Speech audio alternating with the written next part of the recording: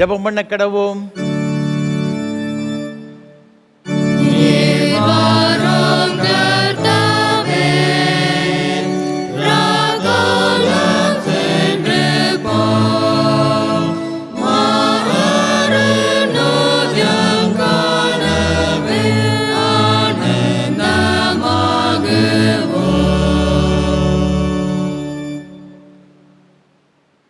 இதோ சீக்கிரமாய் வருகிறேன். அவனவனுடைய கிரியைகளின்படி அவனவனுக்கு நான் அளிக்கும் பலன் என்னோட கூட வருகிறது. நான் அல்பாவும் உமேகாவும் ஆதியும் அந்தவுமாய் இருக்கிறேன். மகா பரிசுத்தமும் அன்பும் கிருபைகளும் நிறைந்த பரலோக பிதாவே, அதி சீக்கிரத்திலே இந்த உலகத்தில் நியாய்ந்திருக்கும்படி வரப்போகிற அன்பின் ஆண்டவரே, இந்த ஆசீர்வாதமான மனமகிழ்ச்சி நாளின் ஆராதனை வேளைக்காக நன்றி செலுத்துகிறோம். உமக்கு ஸ்தோத்திரம் செலுத்துகிறோம். உம்முடைய முதல் வருகையாகிய கிறிஸ்து பிறப்பின் அந்த நாட்களை மகிழ்ச்சியோடு கூட எதிர்பார்த்திருக்க நாங்கள் முதல் இரண்டாம் வருகையை குறித்து நாங்கள் சிந்திக்கவும் ஆயத்தப்படவும் எங்களை அழைத்து கொண்டு வந்த தயவுக்காக உமக்கு ஸ்தோத்திரம். இந்த ஆராதனை வேளையிலும் ஆண்டவர் மத்தியில் எழுந்தருளி உம்முடைய பிரசன்னத்தினால் நிறைத்து இந்த திவ்ய நற்கருணை ஆராதனையை எங்கள் ஒவ்வொருவருக்கு ஆசீர்வாதமாக்கி தர வேண்டும் என்று எங்கள் இரட்சகர் இயேசு கிறிஸ்துவின் பரிசுத்த நாமத்தில் தாழ்மையோடு ஜெபிக்கிறோம் ஜீவனுள்ள நல்ல பிதாவே, ஆமென்.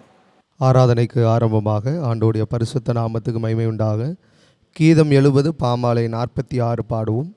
இம்மானுவேலே வாரும் வாருமே, மெய் இஸ்ரவேலை சிறை மீளுமே. கீதம் 70 பாமாலை 46 பாடுவோம்.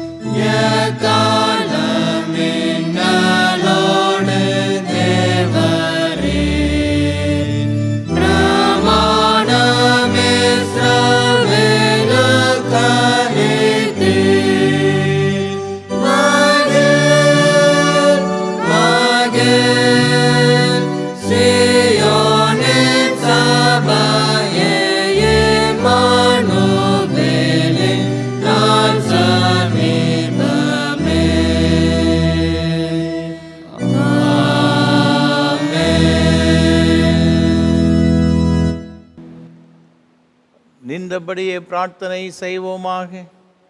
எல்லா இருதயங்களையும் எல்லா விருப்பங்களையும் எல்லா ரகசியங்களும் அறிந்திருக்கிற சர்வ வல்லமுள்ள தேவனே, நாங்கள் தேவரிடத்தில் பரிபூரணமாய் அன்பு கூறவும் உமது பரிசுத்த நாமத்தை உத்தமமாய் மகிமைப்படுத்தவும் உமது பரிசுத்தாவின் ஏவுதலால் எங்கள் இருதயத்தின் சிந்தனைகளை சுத்தம் பண்ணிரள எங்கள் கர்த்தராகிய கிறிஸ்து மூலமாய் வேண்டிக் கொள்கிறோம்.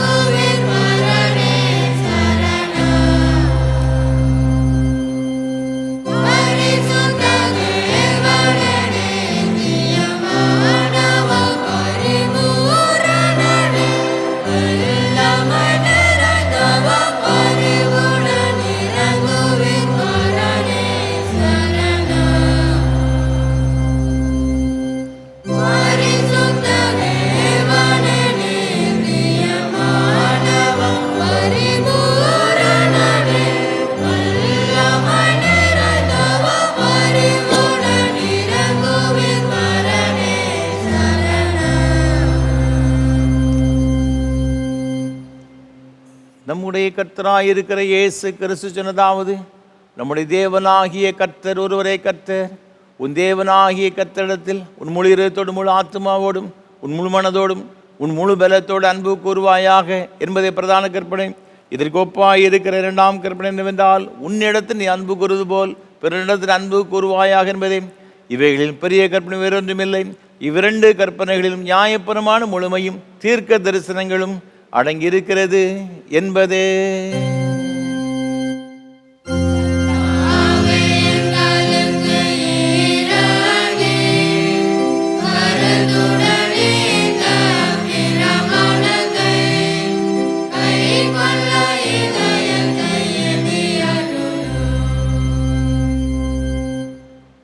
பிரியமானவர்களே, நாம் இப்பொழுது தேவனுடைய மகா பரிசுத்த வசனத்தை கேட்கவும் ஆண்டவருடைய சரீரத்தையும் இரத்தத்தையும் பெற்றுக்கொள்ளவும் இங்கே கூடி வந்திருக்கிறோம். உத்தம மனஸ்தாபத்தோடும் உண்மையான விசுவாசத்தோடும் அவரிடத்தில் கிட்டி சேருவதற்காக தேவனுடைய கிருபை தேடி முழங்கால் படியிட்டு மௌனமாக நம்மை நாமே சோதித்து அறிவோமாக. உங்கள் பாவங்கள் நிமித்தம் முழு இருதயத்தோடு உண்மையாய் மனஸ்தாபப்பட்டு பிறரிடத்தில் அன்பும் சிநேகமாயிருந்து இனி தேவனுடைய கற்பனைகளை கைக்கொண்டு புதிதாக்கப்பட்டவர்களாக அவருடைய பரிசுத்த மார்க்கத்தில் நடப்போம் என்று தீர்மானித்த நீங்கள் நமது ஆண்டவராயிருக்கிற இயேசு கிறிஸ்துவின் மூலமாக சர்வ வல்லமை உள்ள கடவுளோடு ஒப்புரவாகும்படி உங்கள் பாவங்களை மனத்தாழ்மையாய் அறிக்கையிடுங்கள். மனதுருக்கத்தின் ஆண்டவரே, உமக்கு விரோதமாகவும் சகோதர சகோதரிகளுக்கு விரோதமாகவும் பாவம் செய்தலும் அறிக்கையிடுகிறோம். கிறிஸ்துவின் நாமத்தை சொல்லியும் தீமை விட்டு விலகவில்லை. இயேசு கிறிஸ்து காட்டிய நீதி வழியில் உண்மை நாங்கள் உண்மையாக பின்பற்றவில்லை. உடைய விடுதலை அருள்பணியில் உண்மையோடு நாங்கள் சேர்ந்து செயலாற்றவில்லை என்று அறிக்கையிடுகிறோம். கிருபை நிறைந்த ஆண்டவரே, உம்முடைய மிகுந்த இரக்கத்தினால் பாவமரங்களை சுத்திகரியும். உடைய பரிசுத்த ஆவியினால் விடுதலை பெறவும் புது ஜீவன் உள்ளவர்களாய் வாழவும் உம்மோடும் சக மனிதரோடும் சமாதானத்தோடு வாழும் அருள் புரிந்தருளும். ஆமென். இயேசு கிறிஸ்துவின் மூலமாக கடவுளுடன் உண்மையாய் மனம் திரும்புகிற யாவருக்கும் அருளப்படுகிற கிருபை நிறைந்த தேவவசனத்தை கேளுங்கள். மேற்குக்கும் கிழக்கும் எவ்வளவு தூரமோ அவ்வளவு தூரமாய் அவர் நம்முடைய பாவங்களை நம்மை விட்டு விலக்கினார்.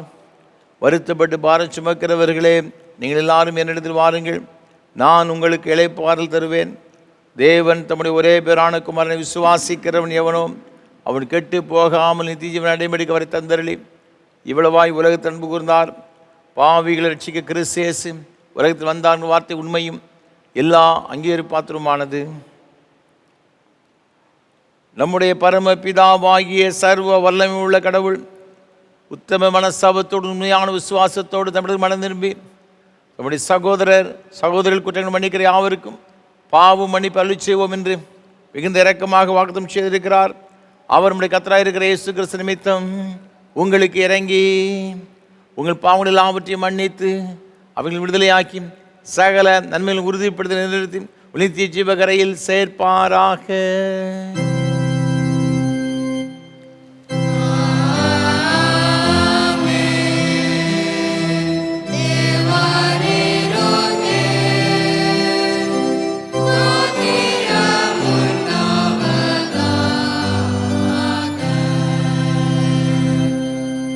கர்த்தர் உங்களோடு இருப்பாராக.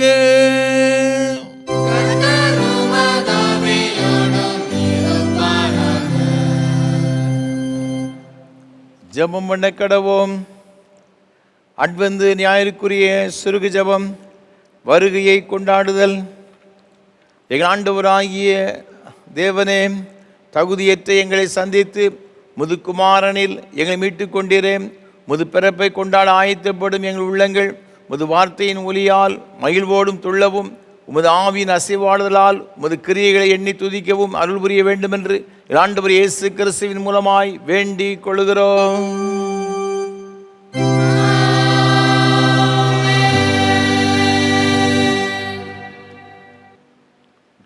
வேத பாடம் வாசிக்க கேட்போம்.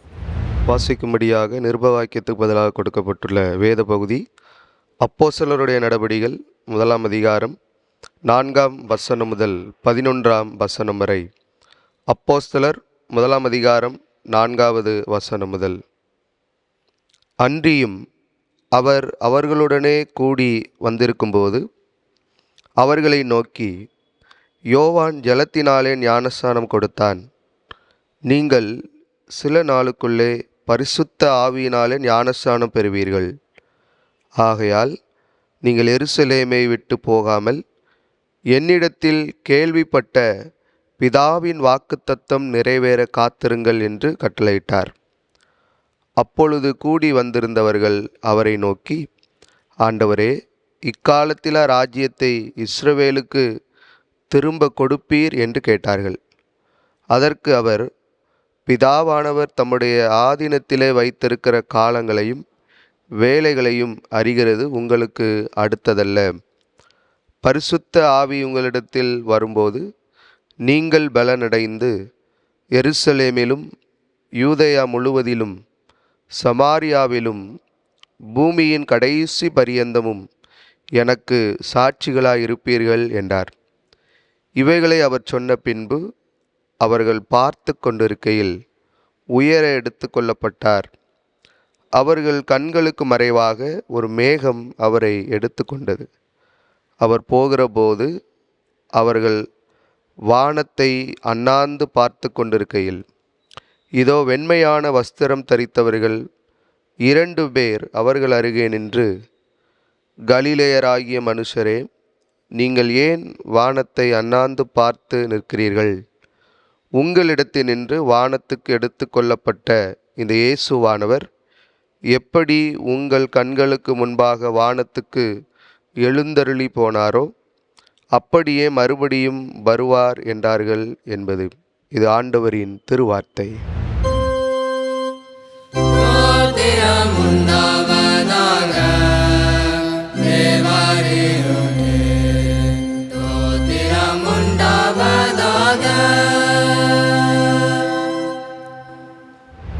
பரிசுத்த சுவிசேஷ வாக்கியம் பரிசுத்த மத்தேயு எழுதின நற்செய்தி நூல் 24 அதிகாரம் 1 வசனம் முதல் அடங்கியிருக்கிற தேவனுடைய வார்த்தையை கேளுங்கள். பரிசுத்த மத்தேயு எழுதின நற்செய்தி நூல் 24 அதிகாரம் 1 வசனம் முதல். இயேசு தேவாலயத்தை விட்டு புறப்பட்டு போகையில் அவருடைய சீஷர்கள் தேவாலயத்தின் கட்டடங்களை அவருக்கு காண்பிக்க அவரிடத்தில் வந்தார்கள். இயேசு அவர்களை நோக்கி, இவைகளெல்லாம் பார்க்கிறீர்களே, இவ்விடத்தில் ஒரு கல்லின் மேல் ஒரு கல்லிராதபடிக்கு எல்லாம் இடிக்கப்பட்டு போகும் என்று மெய்யாகவே உங்களுக்கு சொல்லுகிறேன் என்றார். பின்பு அவர் ஒலிவு மலையின் மேல் உட்கார்ந்திருக்கையில் அவர்கள் அவரிடத்தில் தனித்து வந்து, இவைகள் எப்பொழுது சம்பவிக்கும்? உம்முடைய வருகைக்கும் உலகத்தின் முடிவுக்கும் அடையாளம் என்ன? எங்களுக்கு சொல்ல வேண்டும் என்றார்கள். இயேசு அவர்கள் பிரதியுத்தரமாக, ஒருவனும் உங்களை வஞ்சியாதபடிக்கு எச்சரிக்கையாயிருங்கள். ஏனெனில் அநேகர் வந்து என் நாமத்தை தரித்து கொண்டு நானே கிறிஸ்து என்று சொல்லி அநேகரை வஞ்சிப்பார்கள். யுத்தங்களின் செய்திகளையும் கேள்விப்படுவீர்கள். கலங்காதபடி எச்சரிக்கையாயிருங்கள். இவளெல்லாம் சம்பவிக்க வேண்டியதே, ஆனாலும் முடிவு உடனே வராது. ஜனத்துக்கு விரோதமாய் ஜனமும் ராஜ்யத்துக்கு விரோதமாய் ராஜ்யமும் எழும்பும். பஞ்சங்களும் கொள்ளை நோய்களும் பூமி அதிர்ச்சிகளும் பல இடங்களில் உண்டாகும். இவைகளெல்லாம் வேதனைகளுக்கு ஆரம்பம். அப்பொழுது உங்களை உபத்திரவங்களுக்கு ஒப்பு கொடுத்து உங்களை கொலை செய்வார்கள். என் நாமத்து நிமித்தம் நீங்கள் சகல ஜனங்களாலும் பகைக்கப்படுவீர்கள். அப்பொழுது அநேகர் இடரடைந்து ஒருவரை ஒருவர் காட்டி கொடுத்து ஒருவரை ஒருவர் பகைப்பார்கள் என்பது. இது கிறிஸ்துவின் நற்செய்தி. மகிமையே உண்டாவதாக, கிறிஸ்துவுக்கு மகிமையே உண்டாவதாக. வானத்தையும் பூமியையும் காணப்படும் காணப்படாததும் எல்லாவற்றையும் படைத்தவராய் இருக்கிற சர்வபிதாவாகிய ஒரே தேவனை விசுவாசிக்கிறேன். ஒரே கர்த்தருமாய் ஒரே பிரதமருமாய் இருக்கிற இயேசு கிறிஸ்துவையும் விசுவாசிக்கிறேன். அவர் சகல குணம் உண்டாவதற்கு தமது பிதாவினாலே ஜெனிப்பிக்கப்பட்டவர். தேவனுடைய தேவமானவர், ஜோதி ஜோதியானவர், மேதேவி மேதேவர், ஆனவர், உண்டாக்கப்பட்டவர், ஜெனிப்பிக்கப்பட்டவர். பிதாவுடைய நேர்மையுடையவர், சகலத்தையும் உண்டாக்கினவர், மனிதனமாய் காக்கவும் நம்மை ரட்சிப்புண்டாகவும் பரமனுக்கு கிறிஸ்துவின் கண்ணனிடமிருந்து மனுஷனானார். நமக்காக புதிதாக சிலுவையில் அறையப்பட்டு பாடுபட்டு அடக்கம் பண்ணார்.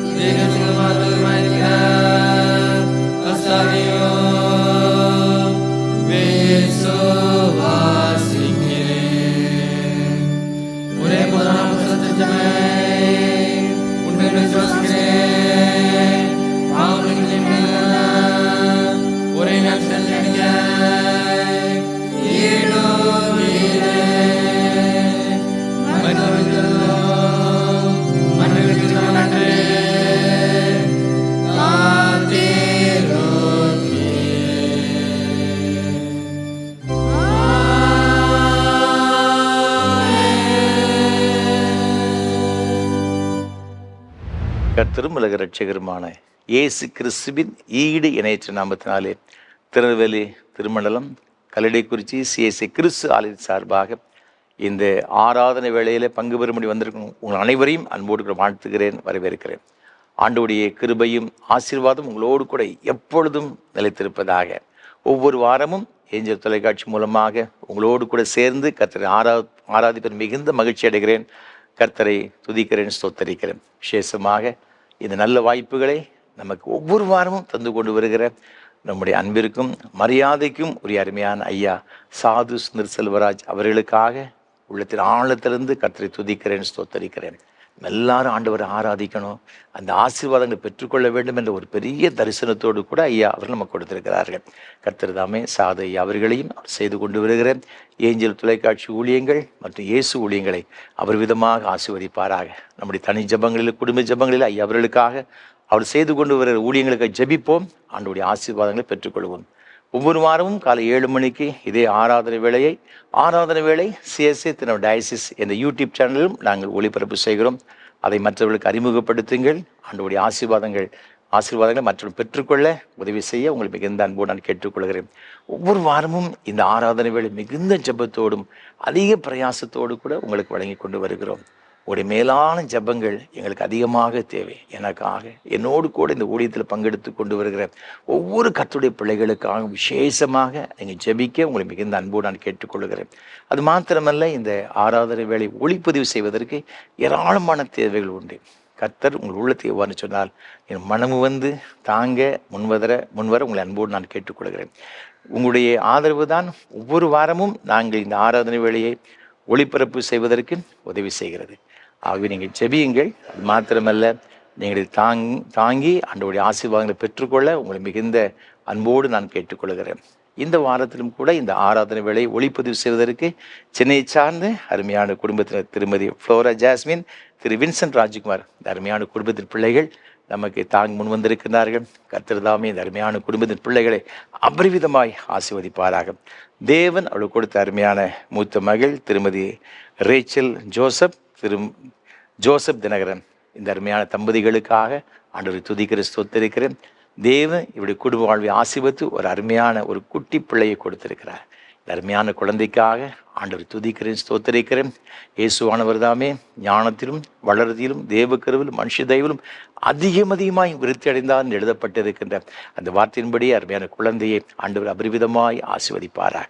அவருடைய இரண்டாவது மகள் அன்புக்குரிய சகோதரி ரெபேக்காவுக்காக கர்த்தரை துதிக்கிறேன். கர்த்தர் தாமே அருமையான மகளையும் அபரிவிதமாக ஆசீர்வதிப்பாராக. அதே போல் அருமையான இவருடைய மூத்த சகோதரி திருமதி பிரிசில்லா இன்பராஜ், அவருடைய குடும்பத்திற்காக ஆண்டவர் துதிக்கிறேன். என்னோட கொடுத்த 2 பிள்ளைகளுக்காக, 4 பேர குழந்தைகளுக்காக ஆண்டவர் துதிக்கிற ஸ்தோத்திரிக்கிறேன். இந்த அருமையான குடும்பத்தின் பிள்ளைகளையும் அபரிவிதமாய் ஆசீர்வதிப்பாரார். விசேஷமாக இவருடைய அன்புக்குரிய தாயார் திருமதி ஜெசிபாய் தாமஸ் அம்மா அவர்களுக்காக ஆண்டவர் துதிக்கிறேன். அவருடைய ஊழியத்தை அதிகமாக நேசிக்கிறவர்கள், தன்னுடைய வயோதிப நாட்களிலும் இந்த ஆராதனை வேளை தவறாமல் பார்த்து கர்த்தரை மகிமைப்படுத்துகிறவர்கள், நமக்கு ஜெபிக்கின்ற ஒரு அருமையான தாயார், அருமையான அம்மாவையும் ஆண்டவர் அபரிவிதமாய் ஆசீர்வதிப்பாராக. நல்ல சுகத்தையும் பலத்தையும் நீடித்த சுகவாழ்வையும் கொடுத்து வழிநடத்துவாராக. இந்த குடும்பத்தில் ஒவ்வொருவரையும் ஆண்டவர் ஆசீர்வதிப்பாராக. எரேமியா தீர்க்கதரிசன புஸ்தகம் 33ஆம் அதிகாரம் 3ஆம் வசனம் சொல்லி இருக்கிறபடியே, என்னை நோக்கி கூப்பிடு, அப்பொழுது நான் உனக்கு உத்தரவு கொடுத்து நீ அறியாததும் உனக்கு எட்டாததுமான பெரிய காரியங்களை உனக்கு அறிவிப்பேன் என்று சொன்ன வார்த்தையின்படியே ஆண்டவர் இந்த அருமையான குடும்பத்தின் பிள்ளைகளுக்கு ஒவ்வொரு நாளும் பெரிய காரியங்களை, இவர்கள் எட்டாத காரியங்களை ஆண்டவர் அறிவித்து அவர்களுக்கு கொடுத்து ஆண்டவர் தாமே அபரிவிதமாக ஆசீர்வதிப்பாராக. தேவ கிருபை இந்த அருமையான குடும்பத்தோடு கூட எப்பொழுது இருப்பதாக. அது மாத்திரமல்ல, இந்த ஆராதனை வேலைக்காக ஜெபிக்கிற உழைக்கின்ற பல வகையில் உதவி செய்கிற எல்லா கர்த்தருடைய பிள்ளைகளுக்காகவும் ஆண்டவர் துதிக்கிறேன், ஸ்தோத்தரிக்கிறேன். ஆண்டவர் உங்கள் அனைவரையும் நிறைவான பலனோடு கூட ஆசீர்வதிப்பாராக. வருகிற பண்டிகை நாட்கள், புதிய வருஷம் ரொம்ப ஆசீர்வாதமாக இருக்க ஆண்டவர் அனுகிரகம் செய்வாராக. இந்த மாதம் ஒரு கிறிஸ்மஸ் பண்டிகை கொண்டாடுகிற ஒரு மகிழ்ச்சியான ஒரு மாதம். அதற்கு ஆண்டவர் துதிக்கிறேன், ஸ்தோத்தரிக்கிறேன். ஒவ்வொரு ஆண்டும் இப்படிப்பட்ட நாட்களிலே இந்த கிறிஸ்து பிறப்பின் மகிழ்ச்சியை ஏழை எளிய மக்களோடு கூட நாம் பகிர்ந்து கொண்டு வருகிறோம். கடந்த ஆண்டிலும் கூட ஏராளமான மக்களுக்கு நாம் உதவி செய்தோம். கண் தெரியாத பிள்ளைகள், காது கேளாத அருமையான மக்கள், வயதான ஆதரவற்ற வயோதிப நிலைமைக்கு அருமையான பெற்றோர்களுக்கு நாம் உதவி செய்தோம். அது மாத்திரமல்ல, பெற்றோர்கள் இல்லாமல் ஆதரவற்று இருக்கின்ற அநேக பெண் பிள்ளைகள் இருக்கிறார்கள். அவர்களுக்கு நம்ம கடந்த ஆண்டிலே நம்ம யூனிஃபார்ம் வாங்கி கொடுத்தோம். பல வகையில் அந்த பிள்ளைகளுக்கு உதவி செய்தோம். படிப்பதற்கு முடியாமல் கஷ்டப்படுகின்ற பெற்றோரால் கைவிடப்பட்ட பிள்ளைகளுக்கு படிப்பதற்கு நாம் உதவி செய்தோம். மனநலம் பாதிக்கப்பட்ட பிள்ளைகளுக்கு கடந்த ஆண்டிலே அவர்கள் விடுதிக்கு சென்று அவர்களுக்கு புதிய துணிமணிகள் வாங்கி கொடுத்து அவர்கள் உணவு கொடுத்து அந்த பிள்ளைகளை ஆதரித்தோம். இன்னும் பல காரியங்கள் செய்து கொண்டு வந்தோம். அது மாத்திரமல்ல, விசேஷமாக ஏழை எளிய ஊழியர்கள், கர்த்தருக்கு வைராக்கியமாய் ஊழியம் செய்கிற அநேக பிள்ளைகள் இருக்கிறார்கள். அவர்கள் ஒருவேளை வெளியரங்கமாக அநேகருக்கு தெரியாவிட்டாலும் எங்களோடு கூட பழகிற அநேக ஏழை ஊழியர்கள் இருக்கிறார்கள். அவர்களுக்கும் கடந்த ஆண்டிலே நாம் உதவி செய்தோம். இப்படி ஏராளமான மக்கள், எய்ட்ஸ் நோயில் பாதிக்கப்பட்ட குழந்தைகள் இருக்கிறாங்க. பெற்றோர்கள் எய்ட்ஸ் நோயில் பாதிக்கப்பட்டாங்க. அவள் பிறந்த குழந்தைகள் அதே பாதிப்புக்குள்ளாகி அவர்களும் தனியாக ஒரு இல்லத்தில் வைத்து பராமரிக்கப்படுகிறார்கள். அப்படிப்பட்ட பிள்ளைகளுக்கும் நாம் உதவி செய்தோம். ஆண்டவர் சொல்லியிருக்கிறபடியே, இந்த சிறியரில் ஒருவனுக்கு எதை செய்தீர்களோ அதை எனக்கே செய்தீர்கள் என்ற வேத வசனத்தின்படி இது ஏழை எளிய மக்களுக்கு நாம் கொடுக்கிற ஒவ்வொரு காசும் அதனுடைய பலன் நிச்சயமாகவே உங்களுடைய கணக்கில் வர வைக்கப்படும். நிச்சயமாக ஆண்டவர் உங்களையும் உங்களுடைய பிள்ளைகளையும் அபரிவிதமாக ஆசீர்வதிப்பார் என்பது சந்தேகம் கிடையாது. ஆண்டவருடைய ஆசீர்வாதங்கள் நீங்கள் எல்லாரும் பெற்றுக்கொள்ள உங்களை மிகுந்த அன்போடு கூட கேட்டுக்கொள்கிறேன்.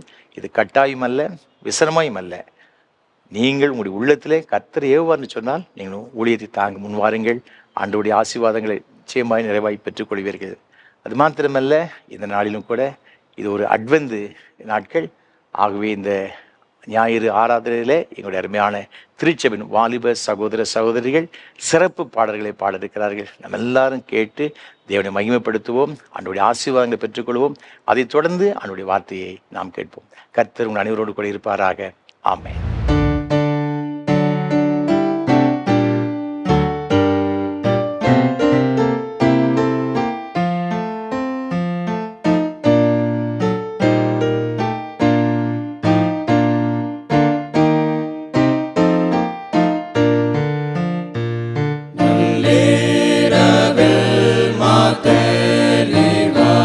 மான் போர்வ கீதமே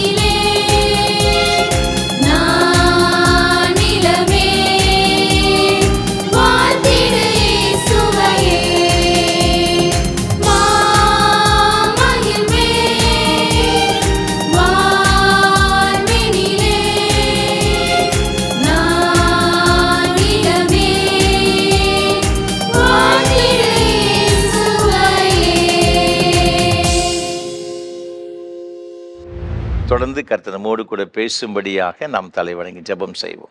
கிருபை நிறைந்த ஆண்டவரே, இந்த நல்ல ஆசீர்வாதமான வேலைக்காக உமக்கு ஸ்தோத்திரம்.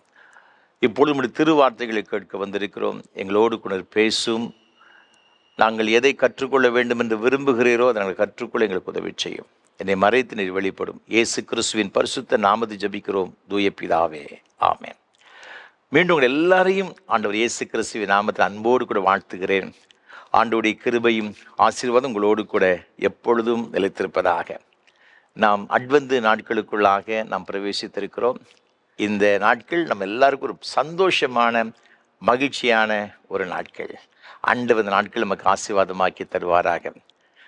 நமக்கு ஆசீர்வாதமாக இருக்கும்படியாக தெரிந்து கொண்ட வேத வசனம், நாம் வாசிக்க கேட்ட வேத பகுதியாகிய அப்போஸ்தலர் நடபடிகளின் புஸ்தகம் 1ஆம் அதிகாரம் 11ஆம் வசனம்.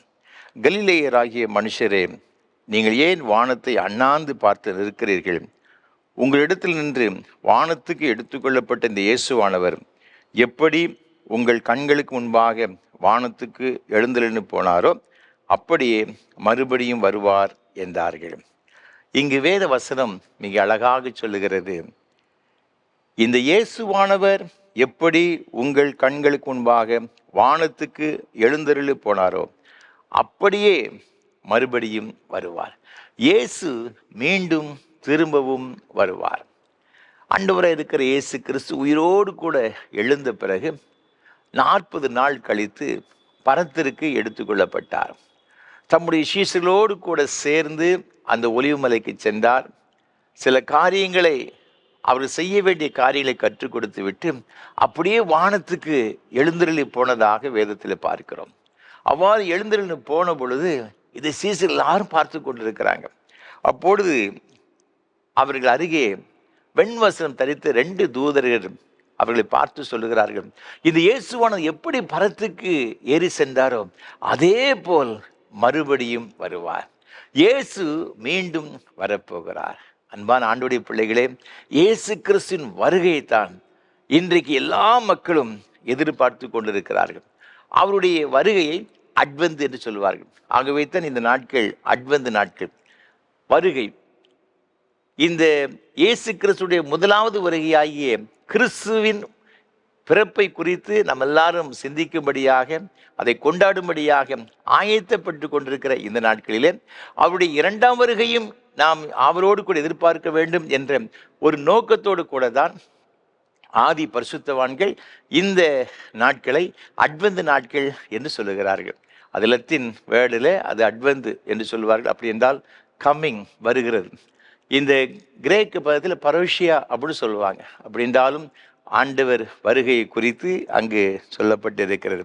நீங்கள் இங்கு தீத்துக்களின் நிருபம் 2ஆம் அதிகாரம் 13ஆம் வசனத்தை வாசித்து பார்க்கும் பொழுது அது ஆண்டவருடைய வருகையை ஒரு ஆனந்தமான பாக்கியமான ஒரு நாள் என்பதாக அங்கு சொல்லப்பட்டிருக்கிறதை பார்க்கிறோம். அப்போ ஆண்டவருடைய வருகை எல்லாரும் எதிர்பார்த்து கொண்டிருக்கிறாங்க. சர்வ சிருஷ்டி எதிர்பார்த்து கொண்டிருக்கிறது என்பதாக வேத வசனம் சொல்லுகிறது. இயேசு இந்த உலகத்திலிருந்து பரத்துக்கு சென்று மீண்டும் திரும்பி வருவதைத்தான் எல்லா மக்களும் எதிர்பார்க்கிறாங்க. அந்த நாள் ஒரு சந்தோஷமான ஒரு நாள். 1969ஆம் ஆண்டிலே அமெரிக்க தேசத்தில் கென்னடி இந்த முனையிலிருந்து விண்வெளிக்கு ஒரு ராக்கெட் ஒன்று ஏவப்பட்டது. அதில் விண்வெளி வீரர்கள் அதில் உள்ளே இருந்தார்கள். அதில் ஒருவர் தான் நீல் ஆம்ஸ்ட்ராங் என்று சொல்லப்பட்டவர். நம்ம எல்லாரும் நன்றாக அறிந்திருந்தது. அது குறிப்பிட்ட நேரத்திலே அக்னியை கக்கி கொண்டு இந்த விண்வெளி இந்த வீரர்களை ஏற்றிக்கொண்டு இந்த ராக்கெட் வேகமாக அந்த விண்கலம் பறந்து சென்று கொண்டிருந்தது. எல்லாரும் கரங்களை தட்டி ஆரவரிக்கின்றார்கள். பயங்கரமான சத்தம், பெரிய மகிழ்ச்சி. வெற்றிகரமாக அது மேலே சென்று விட்டது. அப்பொழுது அங்கு இருக்கின்ற கூடியிருந்த பத்திரிகை நிருபர்கள் அங்கே விண்வெளி வீரர்கள் சென்ற அந்த நீல் ஆம்ஸ்ட்ராங்குடைய மனைவியை பார்த்து கேட்டார்கள், இந்த சரித்திர முக்கியத்துவம் வாய்ந்த இந்த நிகழ்வை நீங்கள் எப்படி பார்க்கிறீர்கள் என்று சொல்லி கேட்டார்களாம். உங்களுடைய எண்ணம் எப்படிப்பட்டதாக இருக்கிறது சொன்ன பொழுது அந்த அம்மா சொன்னாங்களாம், எல்லாரும் சந்தோஷமாக மேலே போயிட்டாங்க, என் கணவர் எப்போ திரும்பி வருகிறார் என்று நான் அவரோடு எதிர்பார்த்து கொண்டிருக்கிறேன். அவர் திரும்பி வருகிற நாட்கள் தான் எனக்கு ரொம்ப சந்தோஷமான ஒரு நாள். அதுதான் என்னுடைய ஏக்கமாக இருக்கிறது, என்னுடைய தாகமாக இருக்கிறது, என் உயிர் துடிப்பாக இருக்கிறது என்று சொன்னார்கள். அன்பான ஆண்டவருடைய பிள்ளைகளே, அந்த அருமையான அம்மாவுக்கு அவருடைய கணவர் மீண்டும் வர வேண்டும். அதுதான் ஒரு பெரிய சந்தோஷம்.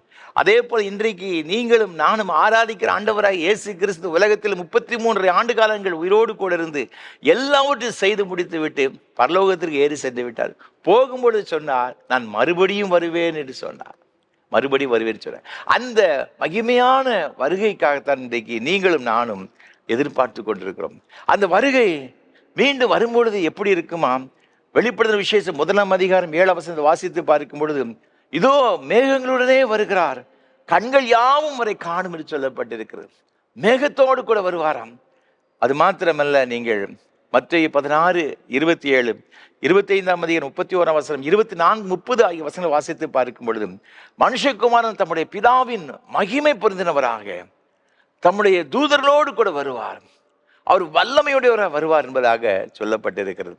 1 தெசலோனிக்கேயரின் புஸ்தகம் 4 அதிகாரம் 16 வசனத்தை நான் வாசித்து பார்க்கும் பொழுது வேதம் மிக அழகாக சொல்லியிருக்கிறது.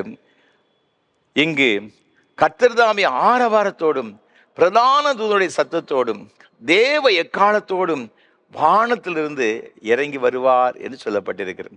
சகரியா 14 அதிகாரம் 5 வசனத்தில், என் தேவனாகி கர்த்தர் வருவார், தேவரோட எல்லா பரிசுத்தவான்களும் வருவார் சொல்லப்பட்டிருக்கு. ஆண்டவர் ஒரு மகிமையானவராக, வல்லமை பொருந்தியவராக, மகத்துவம் நிறைந்தவராக, ஏராளமான பரிசுத்தவங்களோடு கூட அவர் மீண்டும் நினைச்சவாரா இறங்கி வருவார். இந்த மேன்மையான காட்சியை பார்க்கும்படியாகத்தான் இன்றைக்கு நம்ம எல்லாரும் நாம் தவித்து கொண்டிருக்கிறோம். நம்முடைய தேசத்தில் மிக பிரசித்தி பெற்ற ஒரு இசையமைப்பாளர் ஏஆர் ரகுமான் என்று சொல்லப்பட்ட ஒரு மனிதர் எல்லாரும் நாம் அறிந்திருக்கின்றோம். ஒரு முறை நம்முடைய தமிழகத்தில் உள்ள ஒரு முன்னணி தொலைக்காட்சியிலே அவரை பேட்டி எடுத்தார்களாம். பல கேள்விகள் கேட்டார்கள். கடைசியாக ஒரு கேள்வி ஒன்று கேட்டார்கள், நீங்கள் அதிகமாக மிக முக்கியமாக சந்திக்க விரும்புகின்ற நபர் யார்? நீங்கள் யாரை மிக அதிகமாக சந்திக்க வேண்டும் என்று விரும்புகிறீர்கள் என்று நிருபர் கேட்டாராம். அப்பொழுது அவர் என்ன சொன்னார் தெரியுமா? அது கேட்டு எனக்கு ரொம்ப ஆச்சரியமாக இருந்துச்சு. எல்லாரும் இயேசு கிறிஸ்து மீண்டும் வருவார் சொல்லி ப்ராஃபஸியாக சொல்கிறாங்க, ப்ரெடிக்ஷன்ஸ் இருக்கிறது. அந்த இயேசு கிறிஸ்துடைய வருகை நான் உயிரோடு கூட இருந்தால் அது இயேசுவை பார்க்க வேண்டும் என்று விரும்புகிறேன், பிகாஸ் ஐ லவ் ஜீசஸ் அப்படி சொன்னாராம். ரொம்ப ஆச்சரியமாக இருந்தது. கிறிஸ்து அல்லாத ஒரு மனிதர், ஒரு உலக பிரகாரம் பிரசித்தி பெற்ற ஒரு மனிதர், அவர் சொல்லுகிறார் இது இயேசு வருவார்னு சொல்லியிருக்கிறாங்க. அது எப்படி இருக்குன்னு நான் பார்க்க ஆசையாக இருந்தேன். அப்படி என்றால் இன்றைக்கு ஆண்டவரை பற்றி அறிந்திருக்கிற நம்ம எல்லாரும் எவ்வளவு ஆசையாக இருக்கிறோம். ஆண்டவருடைய வருகையும் அவ்வளவு ஒரு மேன்மையுள்ளதாக இருக்கும் என்பது சந்தேகம் கிடையாது. ஆண்டவருடைய வருகையை பற்றி வேதத்தில் நாம் பார்க்கும் பொழுது சில காரியங்களை குறித்து சொல்லப்பட்டிருக்கிறது. இந்த வருகையில் 2 வருகை இருக்கிறது. ஒன்று ரகசிய வருகை, சீக்ரெட் கம்மிங் அப்படின்னு சொல்லுவாங்க. 2வது பகிரங்க வருகை, அதைத்தான் செகண்ட் கம்மிங் அப்படின்னு சொல்கிறாங்க. இந்த 2ஆம் வருகை, பகிரங்க வருகைக்கு முன்பாக சில காரியங்கள் நடைபெறும் என்பதாக வேத பண்டிதர்கள் சொல்லுகின்றார்கள். அதாவது ஆண்டவர் பகிரங்கமாக அவர் வருவதற்கு முன்பாக, அதற்கு முன்பாக ரகசிய வருகை இருக்கும் என்று சொல்கிறார்கள். திருச்சபை எடுத்துக்கொள்ளப்படும், மணவாட்டியாக திருச்சபை எடுத்துக்கொள்ளப்படும் என்று சொல்கிறார்கள். அதற்கு அப்புறமாக அந்தி கிறிஸ்து தோன்றுவான். அதை தொடர்ந்து 7 ஆண்டுகள், முதல் 3.5 ஆண்டுகள் உபத்திரவ காலம், அதற்கு அடுத்தாற் போல் 3.5 ஆண்டு காலங்கள் மகா உபத்திரவ காலம் என்று சொல்லப்பட்டிருக்கிறது. அதை தொடர்ந்து ஆண்டவர் பகிரங்கமாக வருவாராம். 1000 வருட அரசாட்சி நடக்கும். அதை தொடர்ந்து வெள்ளை சிங்காசன நியாய தீர்ப்பு நடைபெறும். அதற்கு அப்புறமாக இந்த உலகம் வெந்துருகி சாம்பலாய் போகும் என்று பேதுரு அப்போஸ்தலன் தன்னுடைய நிருபத்தில் எழுதியிருக்கிறபடியே எல்லாம் அப்படியே எரிந்து போகும் என்று சொல்லுகிறார்கள். அதை தொடர்ந்து இங்கு புதிய வானம் புதிய பூமி என்னச்சுன்னா இருக்கு. அதில் ஆண்டவருடைய பிள்ளைகள் எல்லாரும் சந்தோஷமாக இருப்பாங்க. அப்போதான் எல்லா நியாய தீர்ப்பும் முடிந்துவிடும் என்பதாக வேதவசனம் சொல்லுகிறது. ஒருவேளை இது எப்போ நடக்கும் அப்படின்ட்டு நமக்கு தெரியாது, காலங்கள் சரியாக சொல்லப்படவில்லை. ஆனால் ஆண்டவர் சொன்னார், என் பிதாவை தவிர வேறு ஒருவரும் அறியான், ஆனால் இது நடப்பதற்கு முன்பாக என்ன நடக்கும் என்பதை குறித்து வேதத்திலே மிக அழகாக எழுதப்பட்டிருக்கிறது.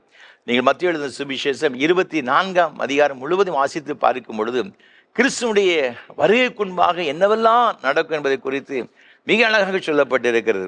24ஆம் அதிகாரம் 3ஆம் வசனத்தை வாசித்து பார்க்கும்போது, ஆண்டவராக இருக்கிற இயேசு கிறிஸ்து ஒலிவு மலையில தனியாக இருக்கும்பொழுது அவருடைய சீசர் வந்து இடத்துல கேட்கிறார்கள், ஆண்டவரே, உலகத்தின் முடிவுக்கும் உம்முடைய வருகைக்கும் என்ன அடையாளம் அப்படின்னு சொன்ன உடனே ஏராளமான காரியங்களை அவர் சொல்லுகின்றதை பார்க்கிறோம். குறிப்பாக ஒரு சில காரியம் நாம் பார்க்கும் பொழுது, இங்கு 38ஆம் வசனத்தில் வேதம் மிக அழகாக சொல்லுகிறது. ஜலப்பிரளயத்துக்கு முன்னான காலத்திலே நோவா பேழைக்குள் பிரவேசிக்கும் நாள் வரைக்கும் ஜனங்கள் புசித்தும் குடித்தும் பெண் கொண்டும் பெண் கொடுத்தும். 39ஆம் வசனம், ஜலப்பிரளயம் வந்து அனைவரையும் வாரிக்கொண்டு போக மட்டும் உணராதிருந்தார்கள். அப்படியே மனுஷகுமாரன் வருங்காலத்திலும் நடக்கும். நோவா காலத்தில் எல்லாருக்கும் ஒரு நியாய தீர்ப்பு ஆண்டவர் கொடுத்தார். நோவா மாத்திரம்தான் ஆண்டவருக்கு முன்பாக உண்மையும் உத்தமமான ஒரு மனிதனாக இருந்தான். ஆண்டுடைய கண்களுக்கு கிருபை கிடைத்தது. அவன் பேழைக்குள் வைத்து காக்கப்பட்டான். மற்ற எல்லாருக்கும் நியாய தீர்ப்பு கொடுக்கப்பட்டது. அப்போ மீண்டும் ஆண்டவராக இருக்கிற இயேசு கிறிஸ்து வரும்பொழுதும் கூட ஆண்டவருடைய இரத்தத்தினால் கழுவப்பட்ட பிள்ளைகள் அவருடைய அந்த காயம் என்னும் அந்த ஆண்டவராக இருக்கிற இயேசு கிறிஸ்துடைய பேழைக்குள் செல்கிற மாத்திரம் காக்கப்படுவாங்க. மற்ற எல்லாரும் என்ன செய்வார்கள்? அழிக்கப்படுவார்கள். முதல்ல ஜலத்தினால் அழிக்கப்பட்டார்கள். இப்பொழுது இங்கு அக்கினியினால் அழிக்கப்படுவார்கள். அதைத்தான் அங்கே சொல்லப்பட்டிருக்கிறது. அப்போ முதல்ல இந்த அழிக்கப்படும் பொழுது என்ன நடந்துச்சு? ஏன் ஆண்டவர் எல்லா ஜனங்களும் அழிச்சாரு அப்படின்னு பார்த்தீங்கன்னா, அங்கே வேதவசனம் மிக அழகாக சொல்லுகிறது. நோவா பேழைக்குள் பிரவேசிக்கும் நாள் வரைக்கும் ஜனங்கள் புசித்தும் குடித்தும் பெண் கொண்டும் பெண் கொடுத்தும் ஜலப்பிரளயம் வந்து அனைவரும் வாரி கொண்டு போக மட்டும் உணராதிருந்தார்கள். இதை நோவாவை ஆண்டவர் பேழையை செய்ய சொன்னார். அவன் கட்டி முடிக்கிறது 100 வருஷத்துக்கு மேலே 120 வருஷம் ஆச்சு அப்படின்னு சொல்கிறாங்க. அப்போ அது வரை பிரசங்கம் பண்ணுறான், மனம் திரும்புங்க மனம் திரும்புங்க மனம் திரும்ப பிரசங்கம் பண்ணி பண்ணி பார்க்குறான். ஒருத்தர் கூட கேட்கவில்லை. அவர்கள் உணர்வற்றிருந்தார்கள் சொல்லப்பட்டிருக்கிறது. அவங்க என்ன செய்ய? பெண் கொண்டார்கள், கொடுத்தார்கள், புசித்தார்கள், குடித்தார்கள். ஒரு உணர்வில்லாத ஒரு ஜீவியம். ஆண்டவர் சொன்னார், இந்த ஜனங்களை நான் உண்டாக்கினதற்காக எனக்கு நான் மனஸ்தாபப்படுகிற மிகுந்த வருத்தமாக இருக்கிறேன் என்று ஆண்டவர் சொன்னார். அந்த அளவிற்கு ஆண்டவரை இந்த ஜனங்கள் வேதனைப்படுத்தி விட்டார்கள். பெண் கொடுக்கிறது, பெண் கொள்ளுகிறது, இப்படி பல வகை. இதெல்லாம் எதற்கு ஒப்பாக சொல்லப்பட்டிருக்கிறது? இந்த கடைசி காலங்களில் உபச்சாரம், வேசித்தனம், கர்த்தருக்கு பிரியமான அருவருப்பான காரியங்கள், ஏராளமான காரியங்கள் நினைச்சேன்னா நடைபெறும் என்று சொல்லுகிறார். நோவா காலத்தில் அப்படிதான் நடைபெற்றது. இன்றைக்கு நீங்கள் பார்க்கும் பொழுது, இன்றைக்கு ஒரு காலத்தில் ஆண்கள் மாத்திரம்தான் குடித்து கொண்டு இருந்தாங்க. இப்போ பார்த்தா பெண்கள் கிட்டத்தட்ட 25% வேலைக்கு போகிறவங்க குடிக்க நிச்சயத்தான் ஆரம்பித்து விட்டார்கள். மதுபானத்துக்கு, போதை மருந்துக்கு அடிமையாக அநேக பெண் பிள்ளைகள் கூட நினைச்சாங்கன்னா அடிமையாக்கப்பட்டிருக்கிறாங்க. ஒரு சர்வே ஒன்று சொல்லுகிறது, இன்றைக்கு லிவிங் டுகெதர் என்று சொல்லுகிறார்கள். நம்ம எல்லாரும் அதை குறித்து நாம் அறிந்திருக்கிறோம், கேள்விப்பட்டிருக்கிறோம். லிவ் இன் ரிலேஷன்ஷிப் அப்படின்னு சொல்கிறாங்க. திருமணம் செய்ய மாட்டாங்க, ஆனால் ஒரே வீட்டில் அவங்க பல வருஷங்கள் ஒன்றாக இருப்பாங்க. பிடிக்கலைன்னா அப்படியே திரும்பி பிரிஞ்சு போயிடுவாங்க. அப்போது இதை வந்து இல்லீகல் இல்லை அப்படின்னு நம்முடைய அரசாங்கம் சொல்லுகிறது.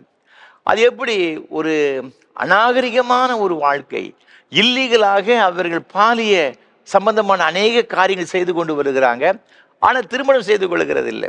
அப்போ இதெல்லாம் இன்றைக்கு பாம்பே போன்ற பட்டணங்கள் 50% இளம் வாலிப பிள்ளைகள் இந்த மாதிரி காரியங்களுக்கு அடிமைப்பட்டு இருக்கிறாங்களாம். 22 to 28 வயது வரை உள்ள பெண் பிள்ளைகள் இப்படிப்பட்ட காரியங்களை நினைச்சதாங்கன்னா செய்து கொண்டு வருகிறாங்க.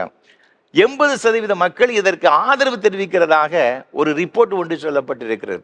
அப்போ இதெல்லாம் நம்ம ஒரு 50 வருஷத்துக்கு முன்னால இதெல்லாம் கேட்பதற்கே கூசுகின்ற ஒரு நாட்கள் இருந்துச்சு பார்த்துருக்க. அவ்வளோ ஒரு கேவலமாக நாம் அதை நினைத்தோம். இன்றைக்கு ரொம்ப சர்வசாதாரணமாக இந்த வளர்ந்த இங்கு பட்டணங்களிலே, அது மாத்திரமல்ல நாகரிகம் தெரிந்த இந்த நாட்களிலே சர்வசாதாரணமாக இப்படிப்பட்ட பாவ காரியங்கள் நடைபெற்று கொண்டிருக்கிறது. இதெல்லாம் தவறு என்று அவர்களுக்கு அந்த உணர்வே நிச்சயம் இல்லை.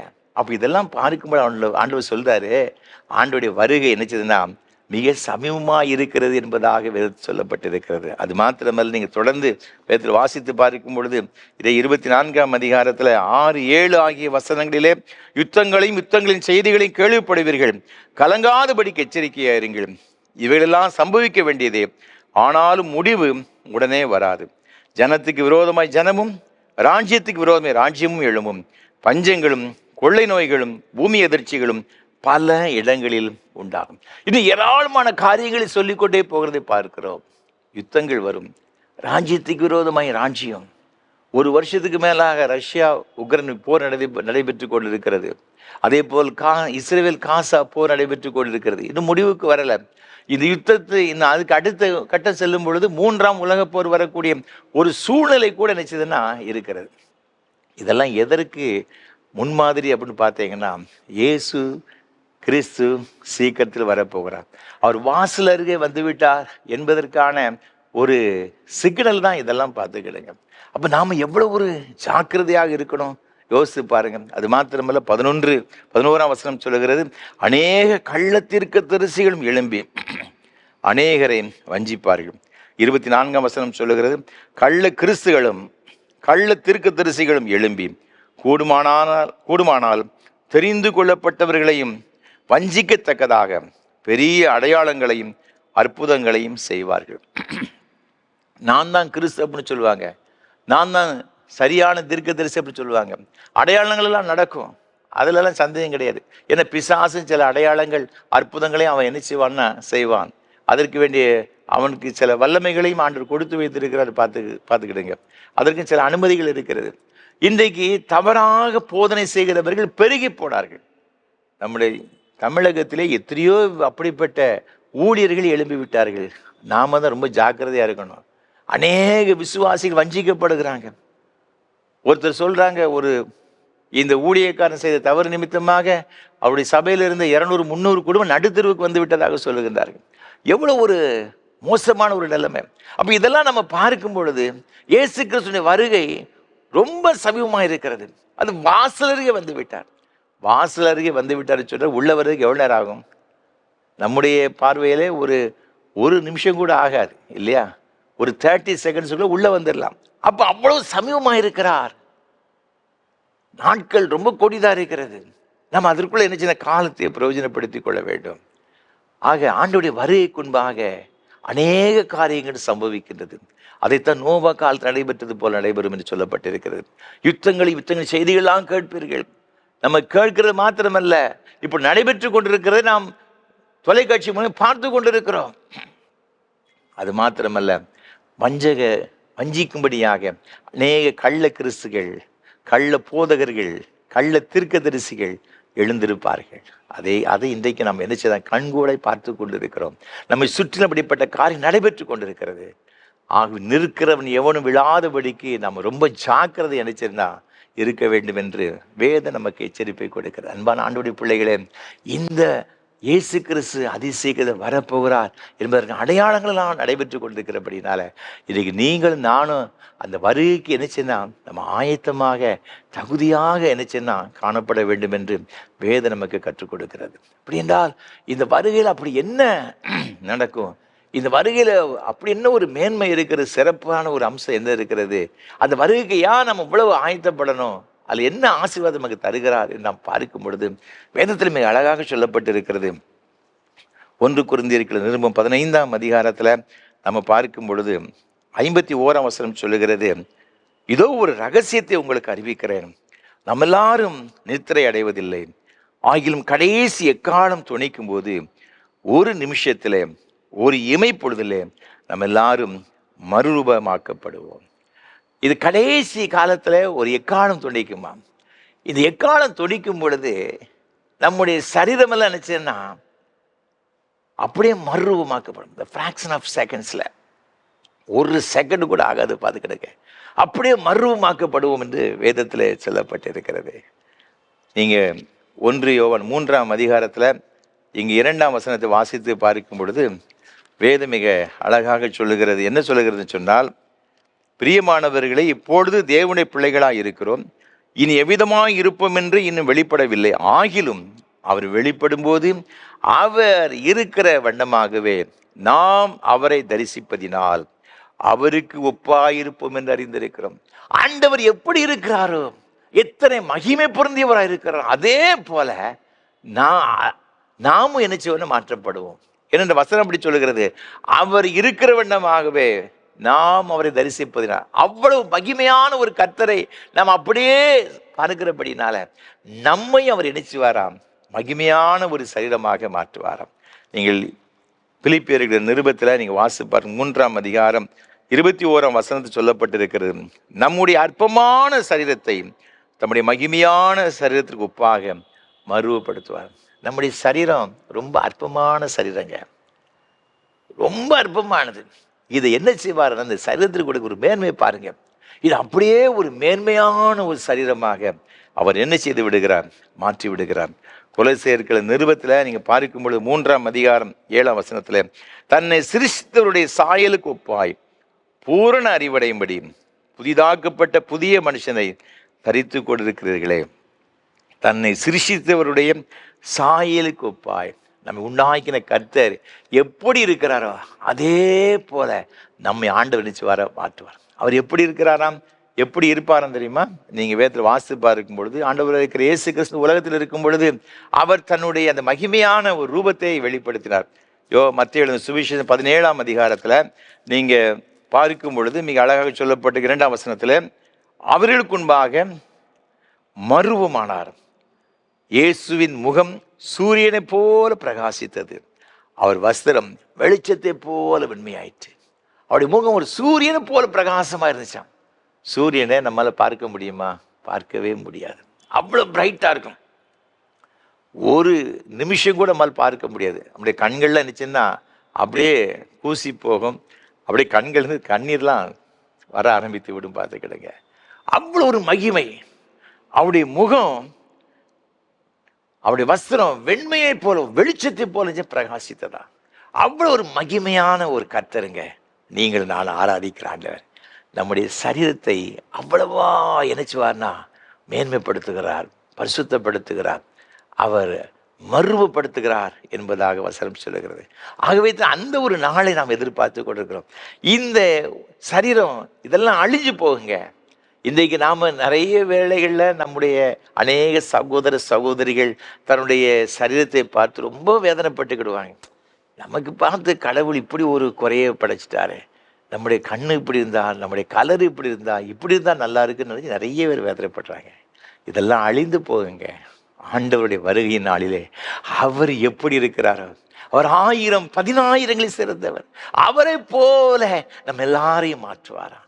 நம்முடைய அற்பமான சரீரத்தை தம்முடைய சரீரத்திற்கு ஒப்பாக மறுவப்படுத்துவேன் என்று வேதவசனம் சொல்லுகிறது. அது மாத்திரமல்ல, இங்கு அதே 1 கொரிந்தியர்கள் நிருபத்தில் நான் வாசித்து பார்க்கும் பொழுது இங்கு 15ஆம் அதிகாரத்தில் 54ஆம் வசனம் சொல்லுகிறது, அழிவுள்ளதாகி இது அழியாமையும் சாவுக்கேதுவாகி இது சாவமையும் தரித்து கொள்ளும்போது மரணம் ஜெயமாக விழுங்கப்பட்டது என்று எழுதியிருக்கிற வார்த்தை நிறைவேறும். இந்த மரணம் ஜெயமாக விழுங்கப்படும். மரணத்தை நாம் ஜெயிப்போம். இன்றைக்கு நம்ம பயமுறுத்தி கொண்டிருக்கின்ற ஒரு பெரிய ஒரு காரியமே மரணம் தான். மரண பயம்.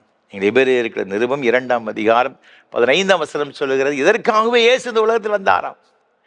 ஜீவகாலமெல்லாம் மரண பயத்தினாலே அடிமைப்பட்டிருக்கிற ஒவ்வொருவரையும் விடுதலையாக்கும்படியாக இயேசு இந்த உலகத்தில் நினைச்சதார்னா மீட்பராக வந்தாராம்.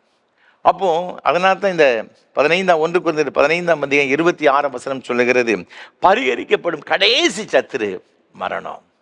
இந்த சத்துருவின், இந்த மரணம் என்னும் சத்துருவை ஆண்டவர் நினைச்சதார்னா தன் காலின் கீழ் போட்டு மிதித்து அதை ஜெயமாக விழுங்கினார். ஆகவே தான் வசனம் சொல்லுகிற, மரணமே உன் கூர் எங்கே, பாதாளமே உன் ஜெயம் எங்கே. நம்முடைய கர்த்தராகிய இயேசு கிறிஸ்துவினாலே நமக்கு ஜெயம் கொடுக்கிற தேவனுக்கு ஸ்தோத்திரம். இயேசு மாத்திரமல்ல, நீங்களும் நானும் மரணத்தை ஜெயிக்கும்படியாக தேவன் நமக்கு ஒரு பெரிய கிருபையை கொடுக்கிறார். ஆகவே தான் வேதவசனம் சொல்லுகிறது, என்னை விசுவாசிக்கிறவன் மரித்தாலும் பிழைப்பான், உயிரோடு இருக்க விசுவாசிக்கிறவன் எவனும் ஒரு காலம் மறிக்க மாட்டான் என்று வசனம் சொல்கிறது. மரணத்தின் மீது ஒரு பெரிய வெற்றியை ஆண்டவரை விசுவாசிக்கிற ஆண்டு வருகை எதிர்பார்த்து கொண்டிருக்கிற உங்களுக்கும் எனக்கும் தேவன் கொடுக்கிறார். எவ்வளவு பெரிய ஒரு பாக்கியம். அதற்காகத்தான் இந்த வருகையை நம்ம எல்லாரும் ஆவலோடு கூட எதிர்பார்த்து கொண்டிருக்கிறோம். அது மாத்திரமல்ல, நீங்கள் வேதத்தில் வாசித்து பார்க்கும் பொழுது 1 தெசலோனிக்கேயர் நிருபம் 4ஆம் அதிகாரத்தில் இங்கு 17ஆம் வசனம் இவ்வாறாக சொல்லுகிறது, உயிரோடு இருக்கும் நாமும் கர்த்தருக்கு எதிர்கொண்டு போக மேகங்கள் மேல் அவர்களோடு கூட ஆகாயத்தில் எடுத்துக்கொள்ளப்பட்டு இவ்விதமாய் எப்பொழுதும் கர்த்தருடனே கூட இருப்போம். ஆண்டவரோடு கூட இருப்போமா? ஆண்டவர் வரும் பொழுது நம்ம மத்திய ஆகாயத்தில் நினைச்சு எடுத்துக்கொள்ளப்படுவோம். ஆண்டவர் ஏராளமான பரிசுத்தவான்களோடு கூட ஆரவாரத்தோடு கூட அவர் இறங்கி வரும் பொழுது உயிரோடு இருக்கிற நாம் அப்படியே எடுத்துக்கொள்ளப்படுவோம். இதான் ரகசிய வருகையில தேவன் செய்கிற ஒரு காரியம். இப்படி திடீரென்று இயேசு கிறிஸ்து வருகிறார் என்று வைத்துக் கொள்ளுங்களேன், ஆயத்தமா இருக்கிற நாம அப்படியே அப்படி எடுத்துக்கொள்ளப்படுவோம். ஆயத்தமா இராதவங்க இந்த உலகத்துல இருப்பாங்க. அதைத்தான் அவர் சொன்னாரு, 2 பேர் வயல்ல இருப்பாங்க, ஒருத்தர் ஏற்றுக்கொள்ளப்படுவான், ஒருத்தன் கைவிடப்படுவான். 2 பேர் எந்த நேரம் ஏற்றுக்கொண்டிருப்பாங்க, ஒருவர் ஏற்றுக்கொள்ளப்படுவார், ஒருவர் கைவிடப்படுவார். இதெல்லாம் ரகசிய வருகையில் நடைபெறுகிற ஒரு சம்பவம். திடீரென்று காணாமல் நினைச்சோ போய்விடுவார்களா? அன்பான ஆண்டவருடைய பிள்ளைகளே, மத்திய ஆகாயத்திலே அவரை நாம் என்னச்சவனா சந்திப்போம். அதற்கப்புறம் வசனம் சொல்லுகிறது அவர் ஆண்டவரோடு கூட என்னச்சுவாங்கன்னா இருப்பாங்க. அதைத்தான் நீங்கள் வேதத்தில் வாசித்து பார்க்கும் பொழுது 2 கொரிந்தியர்கள் நிருபம் 5ஆம் அதிகாரத்தில் எங்கே ஆண்டவர் கூட இருப்போம், ஆண்டு நமக்கு என்ன ஒரு பாக்கியத்தை கொடுக்கிறன்னு பார்க்கும் பொழுது 1ஆம் வசனம் சொல்லுகிறது, பூமிக்குரிய கூடாரமாகிய நம்முடைய வீடு அழிந்து போனாலும் தேவனால் கட்டப்பட்ட கைவேலை அல்லாத நித்திய வீடு பரலோகத்திலே நமக்கு உண்டென்று அறிந்திருக்கிறோம். கைவேலை இல்லாத ஒரு நித்தியமான ஒரு வீடு. யோவான் 14ஆம் அதிகாரம் முதல் 3 வசனங்களில் ஆண்டவர் அதைத்தான் சொல்லுகிறார், உங்களுக்காக ஒரு ஸ்தலத்தை ஆயத்தப்பட போகிறேன். நான் ஆயத்தம் பண்ணின பின்பு நான் இருக்கிற இடத்துல நீங்கள் இருக்கும்படி மறுபடி நான் வந்து என்ன செய்வேன்னா உங்களை அழைத்து கொண்டு செல்வேன். அதான் இயேசு கிறிஸ்து வருகிறார், நம்ம அழைத்து கொண்டு செல்வதற்காக, அவரோடு கூட இருப்பதற்கு. அவரோடு கூட இருப்பதற்கு எவ்வளவு பெரிய பாக்கியம்! அவர் கூட இருப்பது எவ்வளவு பெரிய ஒரு சிலாக்கியம்!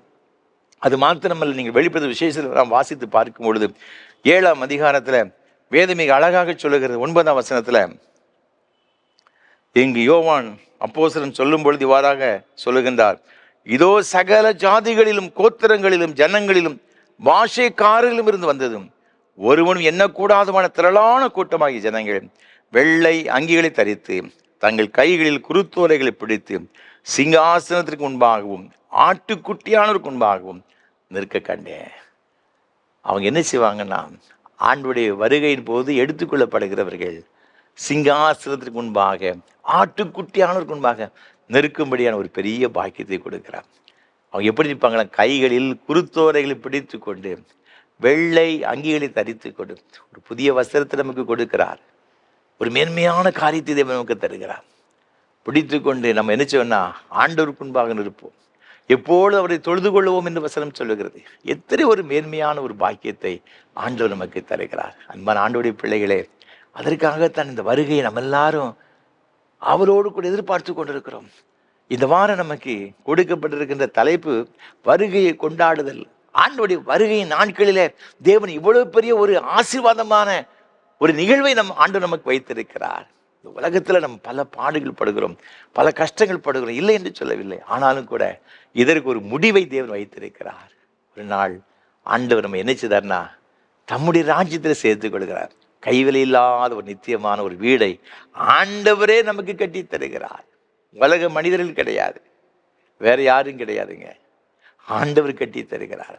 அவரோடு கூட இருக்கும்படியான ஒரு பெரிய பாக்கியத்தை கொடுக்கிறார். அப்ப அந்த இடத்திற்கு செல்ல நாம் என்ன செய்ய வேண்டும்?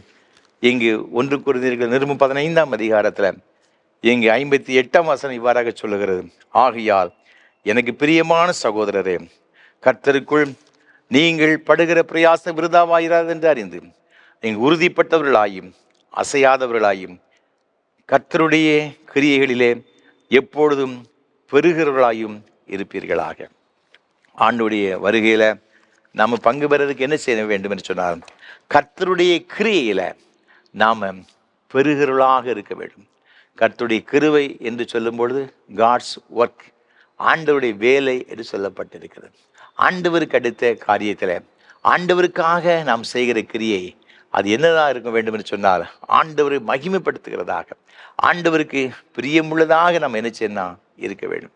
கொலோசியர் 3ஆம் அதிகாரம் 22, 23, 24 ஆகிய வசனங்களை நாம் வாசித்து பார்க்கும்போது கர்த்தருக்கு பயந்து அவருக்கு உண்மையாக இந்த உலகத்தில் நாம் என்ன செய்யணும், நம்ம கொடுக்கப்பட்டிருக்கிற வேலைகளிலே நாம் ஜாக்கிரதையாக செய்ய வேண்டும் என்று வேத வசனம் சொல்லுகிறது.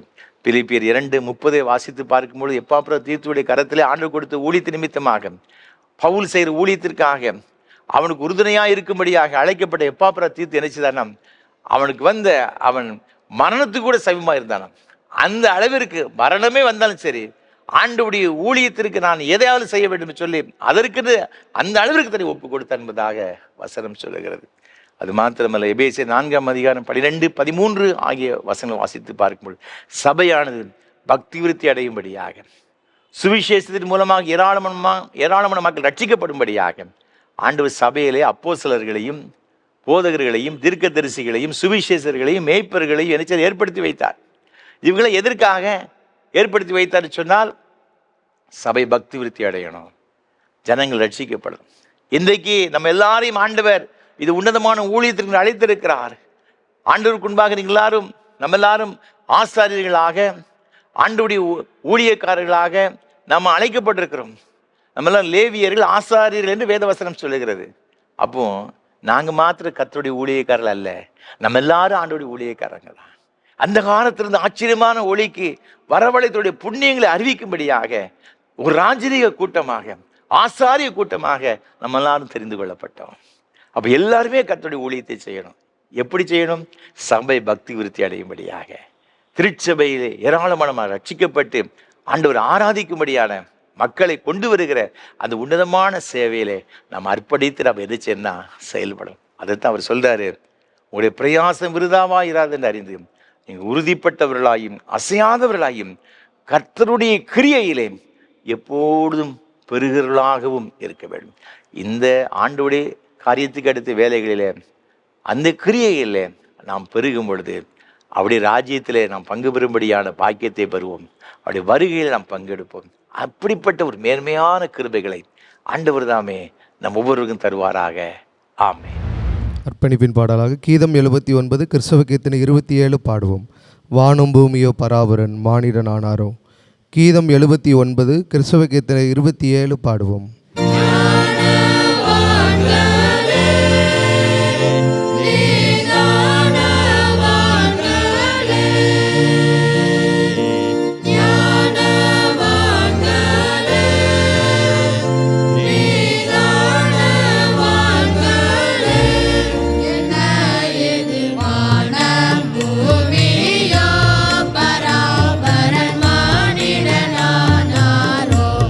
என்ன இது வான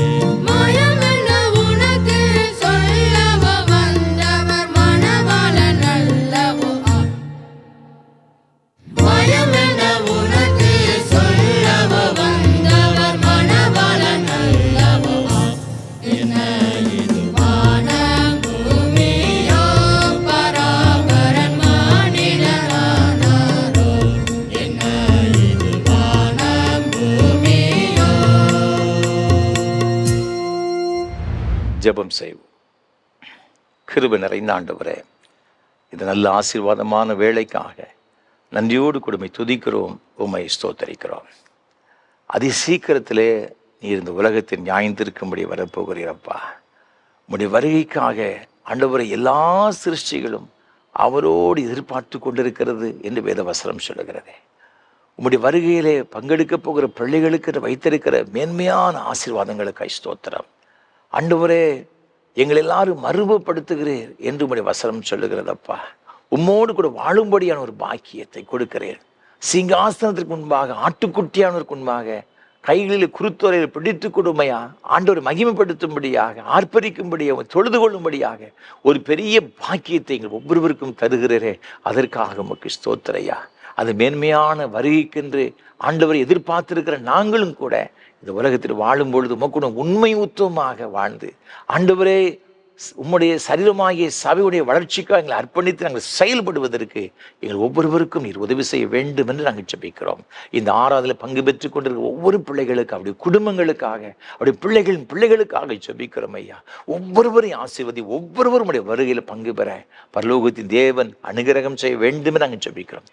ஒருவேளை தகப்பனே தன்னுடைய வாழ்க்கையில் அதற்கு ஆயத்தம் இல்லாமல் ஒருவேளை எங்களுடைய குடும்பங்களில் பிள்ளைகள் இருப்பார்னு சொன்னால் அவர்களை கற்று தகுதிப்படுத்தி பரிசுத்தமாக்கி ஆயத்தப்படுத்த வேண்டும் என்று நாங்கள் ஜெபிக்கிறோம் ஐயா. பல குடும்பங்களிலே பல வகையான பாவத்திற்கு அடிமைப்பட்டது நிமித்தமாக கண்ணீரோடு கூட வாழ்ந்து கொண்டிருக்கின்ற பிள்ளைகள் உண்டு சுவாமி. ஆண்டவரே, உமது பிள்ளைகளுடைய சிறையிருப்பிலிருந்து, பாவ சிறையிருப்பிலிருந்து உமது பிள்ளைகளை விடுதலையாக்கும்படியாக நாங்கள் ஜெபிக்கிறோம். ரட்சிக்கப்படாத கணவன் ரட்சிக்கப்படுவார்களாக, ரட்சிக்கப்படாத மனைவி ரட்சிக்கப்படும்படி நாங்கள் ஜெபிக்கிறோம் ஐயா. அநேக பிள்ளைகள் பாவத்திற்கு அடிமைப்பட்டது நிமித்தமாக பெற்றோர்கள் இரவெல்லாம் கண்ணீர் வடித்துக் கொண்டு அறிந்திருக்கிறீங்கப்பா.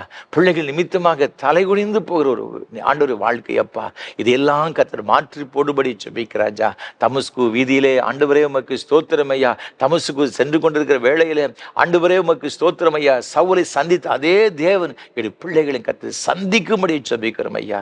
நாங்கள் எவ்வளவுதான் எங்களுடைய பிள்ளைகளுக்கு புத்திமதி சொன்னாலும் கூட அவர்கள் கேட்க மாட்டாங்கப்பா.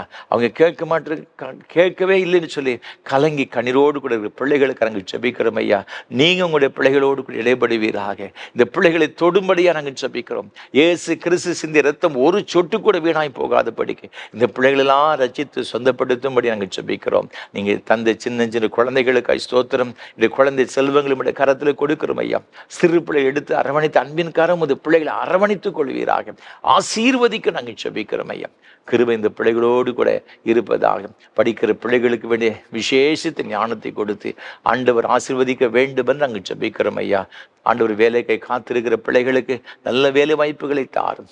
ஆண்டவர் திருமணத்திற்கு காத்திருக்கிற வாலிப சகோதர சகோதரிகளுக்கு ஜெபிக்கிறோம். திருமண தடைகளெல்லாம் மாற்றி போடுங்க ஐயா. அநேக குடும்பங்கள்ல ஐயா, என்னுடைய மகனுக்கு திருமண வயது அதிகமாகிக் கொண்டே செல்லுகிறதே, இன்னும் திருமணம் நடைபெறவில்லை சொல்லி கண்ணீரோடு கூட ஜெபிக்கும்படியாக வேண்டிக் கொண்ட அன்பு தாய் தகப்பனுக்காக நாங்கள் ஜெபிக்கிறோம் ஐயா. அன்பு பிள்ளைகளுக்காக நாங்கள் ஜெபிக்கிறோம் ஐயா. ஆண்டவர் இந்த குடும்பத்தில் ஒரு அற்புதம் செய்யும்படியாக ஜெபிக்கிறோம். எல்லா தடைகளும் இயேசு கிறிஸ்துவின் நாமத்தில் மாறட்டு நாங்கள் ஜெபிக்கிறோம் ஐயா. இது குடும்பத்தை சந்தோஷப்படுத்துங்கப்பா. தகப்பனே, திருமணமாகியும் குழந்தை இல்லைன்னு சொல்லி கலங்குகின்ற தம்பதிகள் உண்டு தகப்பனே. பல வருடங்களாக எதிர்பார்த்து ஆண்டவர் இல்லாதபடி நான் சோர்ந்து போனவருக்கு அருமையான பிள்ளைகளுக்கு ஜெபிக்கிறோம். ஆண்டவரே, உமது பிள்ளைகளை நினைத்தருளுவீராக. அந்நாளில் நினைத்த ஆண்டவர் ரெபெக்காளுக்கு இறங்கின ஆண்டவர் இந்த பிள்ளைகளுக்கு கர்த்தர் இரக்கம் பாராட்டும்படி நாங்கள் ஜெபிக்கிறோம் ஐயா. ஆண்டவரே, அதினதன் காலத்தில் எல்லாவற்றையும் நேர்த்தியாய் செய்கிற ஆண்டவர் இந்த பிள்ளைகளுக்கு ஒரு கற்பதின் கனியை கொடுத்து ஆசீர்வதிப்பீராக. பேறுகால நிலைமைக்கு அருமையான சகோதரிகளுக்கு ஜெபிக்கிறோம். கற்பதிற்கனியை பொருளப்படுத்தி சுகப்பிரசவத்தை தாரும். எல்லா சிக்கலான நிலைமைகளெல்லாம் இயேசு கிறிஸ்துவின் நாமத்தில் மாறட்டு நாங்கள் ஜெபிக்கிறோம். ஆசீர்வதியும். வயோதிப நிலைமை இருக்கிற அருமையான பெற்றோர்களுக்காக ஜெபிக்கிறோம். வயதான காலத்திற்கு எல்லாம் பலவீனங்களை கர்த்தர் மாற்றி போடுங்க. படுக்கையிலே ஆண்டு வியாதியோடு கூட இருக்கிற பிள்ளைகளுக்காக ஜெபிக்கிறோம் சுவாமி. ஆண்டு வியாதி படுக்கை முழுவதுமாய் மாற்றி போடும்படியை ஜெபிக்கிறோம். தனிமையான ஆண்டு நிலைமையில் இருக்கிற பிள்ளைகளுக்காக ஜெபிக்கிறோம். அவருடைய தனிமை உணர்வெல்லாம் மாற்றுங்க சுவாமி. நீரும் அது பிள்ளைடைய கரங்களை பிடித்து நடத்தும்படியாக நாங்கள் ஜெபிக்கிறோம் ஐயா. நீர் அவ்வாறு செய்கிற தயவுக்காய் ஸ்தோத்திரம். இனி என்னென்ன வியாதியினால் பாதிக்கப்பட்டு உம்மை நோக்கி ஜெபித்து கொண்டிருக்கிறார்களோ அவர்கள் ஒவ்வொருவருக்காக ஜெபிக்கிறோம். கர்த்தருடைய சுகமளிக்கிற வல்லமை இந்த பிள்ளைகள் மீது இறங்குவதாக, உச்சந்தலை முதல் உள்ளங்கால் வரை கடந்து வரும்படி நாங்கள் ஜெபிக்கிறோம். எல்லா பலவீன கட்டுகளும் இயேசுவின் நாமத்தில் விலகிட்டு நாங்கள் ஜெபிக்கிறோம் ஐயா. தேவன் அருளுகிற ஆரோக்கியம் அந்த குடும்பத்தில் பெருகட்டும் நாங்கள் ஜெபிக்கிறோம் ஐயா. ஒவ்வொரு பிள்ளைகளையும் ஆசீர்வதிங்கப்பா. மருத்துவமனையிலிருந்து ஆண்டவரே சிகிச்சை பெற்று கொண்டு வந்து ஜெபிக்கிறோம். அருமையான பிள்ளைகளுக்காக ஜெபிக்கிறோம் ஐயா. ஆண்டவரின் எந்தெந்த இடங்களிலே ஆண்டவரே இந்த ஆராதனையில் பங்கு பெற்று நோக்கி பார்க்கிறார்களோ, என்னென்ன காரியங்களுக்கு ஜெபிக்கிறார்களோ ஆண்டவர் எல்லாவற்றையும் முது பிள்ளைகளுக்கு ஆண்டவர் கைகூடி வர பண்ண வேண்டுமே நாங்கள் ஜெபிக்கிறோம் சுவாமி. முது பிள்ளைகள் ஒவ்வொருடைய கண்ணீரையும் கத்த துடைக்கும்படியா நாங்கள் ஜெபிக்கிறோம் ஐயா. ஏழைகள், எளியவர்கள், ஆதரவற்றவர்கள், அனாதைகள், விதவைகள் ஒவ்வொருவருக்காக ஜெபிக்கிறோம். ஒவ்வொருவரையும் கர்த்தர் கண்ணோக்கி பார்த்து ஆண்டவர் ஆசீர்வதிக்க வேண்டும் நாங்கள் ஜெபிக்கிறோம் ஐயா. இன்னும் என்னென்ன வேலைகள் செய்கிறார் எல்லா வேலைகள் செய்கிற ஒவ்வொரு பிள்ளைகளுக்கும் ஜெபிக்கிறோம். அவர்கள் பெறுகிற வருமானம் சிறியதாக இருந்தாலும் பெரியதாக இருந்தாலும் ஆண்டவருடைய ஆசீர்வாதம் இந்த பிள்ளைகளோடு கூட இருக்கட்டும். கடன் பிரச்சனைகள் மாறட்டும் ஐயா. தொழிலில் இருக்கிற நஷ்டங்கள் இயேசுவின் நாமத்தில் மாறுவதாக ஒவ்வொருவரையும் கர்த்தர் ஆசீர்வதித்து உயர்த்தும்படியாக ஜெபிக்கிறோம் ஐயா. நீர் அவ்வாறு செய்கிற தயவுக்காக உமக்கு ஸ்தோத்திரம். ஆண்டவரே, இந்த கிறிஸ்துமஸ் காலத்திற்குள்ளாக நாங்கள் கடந்து வந்திருக்கிறோம் ஐயா. இந்த கிறிஸ்து பிறகு மகிழ்ச்சியை நாங்கள் மிகுந்த சந்தோஷத்தோடு குடும்பமாய் பெற்று அனுபவிக்க ஒவ்வொருவருக்கும் உதவி செய்வீராக. இந்த கால நிலைமை மாற்றத்து நிமித்தமாக எந்த ஒரு பலவீனங்களும் எந்த ஒரு சோர்வுகளும் பிள்ளைகளை தாக்காதபடிக்கு இரத்த கோட்டைகளுக்குள்ளாய் ஒவ்வொருவரையும் மூடிக்கொள்ளும்படியா நாங்கள் ஜெபிக்கிறோம் ஐயா. அநேக மக்கள் சுவாமி இதற்காக ஆண்டவரே இந்த ஏழை எளிய மக்களுக்கு உதவி செய்கிற பிள்ளைகளுக்காக ஜெபிக்கிறோம். ஆண்டவர் இந்த குடும்பத்தை அபரிவிதமாய் ஆசீர்வதிப்பாராக. இதனுடைய பலன்களை இம்மையிலும் மறுமையிலும் ஆயிரம் பெற்றுக்கொள்ள ஆண்டவர் அனுகிரகம் செய்ய வேண்டும் நாங்கள் ஜெபிக்கிறோம் ஐயா. ஆண்டவரே, இந்த ஆராதனை வேளையை ஒளிப்பதிவு செய்வதற்கு தாங்க முன் வந்திருக்கின்ற அருமையான குடும்பத்தின் பிள்ளைகளுக்காக விசேஷம் நாங்கள் ஜெபிக்கிறோம் ஐயா. தகப்பனே, உமக்கு ஸ்தோத்திரம். அநேக மக்களுடைய ஆசீர்வாதங்களுக்காக உதவி செய்து இந்த குடும்பத்தினுடைய கருத்தில் அர்ப்பணித்து நாங்கள் ஜெபிக்கிறோம். சென்னையை சார்ந்த திருமதி ஃப்ளோரா ஜாஸ்வின் இந்த அருமையான சகோதரிய குடும்பத்திற்காக ஸ்தோத்திரம். அவருடைய அன்பு கணவர் திரு வின்சென்ட் ராஜ்குமார் அவர்களுக்காக நன்றி செலுத்துகிறோம் ஐயா. நீங்கள் கொடுத்த அருமையான மூத்த மகள் ரேச்சல் ஜோசப்புக்காக ஸ்தோத்திரம் செலுத்துகிறோம். அவருடைய அன்பு கணவர் ஜோசப் தினகரனுக்காக நன்றி செலுத்துகிறோம் ஐயா. ஆண்டு விருந்து பிள்ளைகளை ஆசீர்வதிப்பீராக. அதே போல் நீங்கள் கொடுத்த அடுத்த மகள் ரெபேக்காவுக்காக நன்றி செலுத்துகிறோம் ஐயா. அருமையான மகளை கர்த்தர் ஆசீர்வதிப்பீராக. தேவ கிருபையும் தேவ பிரசனமும் அருமையான மகளோடு கூட எப்பொழுது நிலைத்திருக்க ஆண்டவர் அனுகிரகம் செய்ய வேண்டுமென்று நாங்கள் ஜெபிக்கிறோம் ஐயா. தகப்பனே, உமக்கு ஸ்தோத்திரம் ஐயா. அதே போல் அருமையான சகோதரியுடைய மூத்த சகோதரி திருமதி பிரிசில்லா இன்பராஜ் அவர்களுக்காக நன்றி செலுத்துகிறோம்.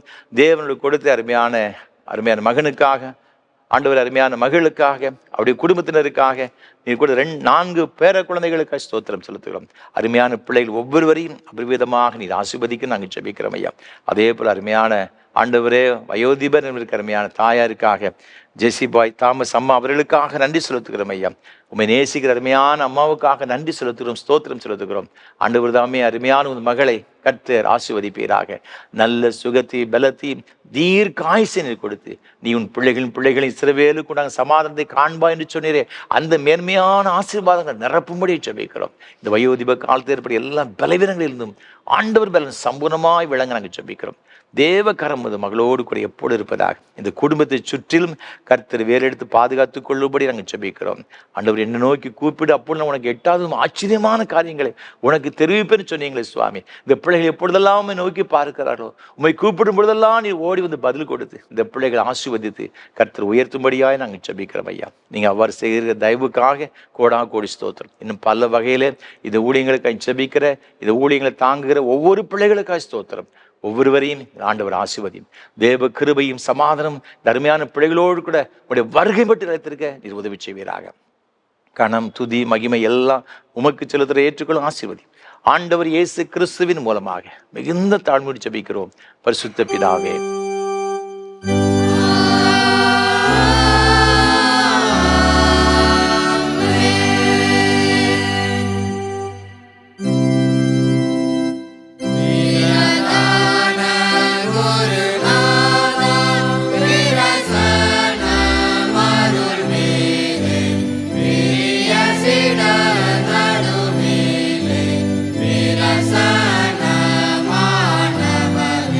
Vida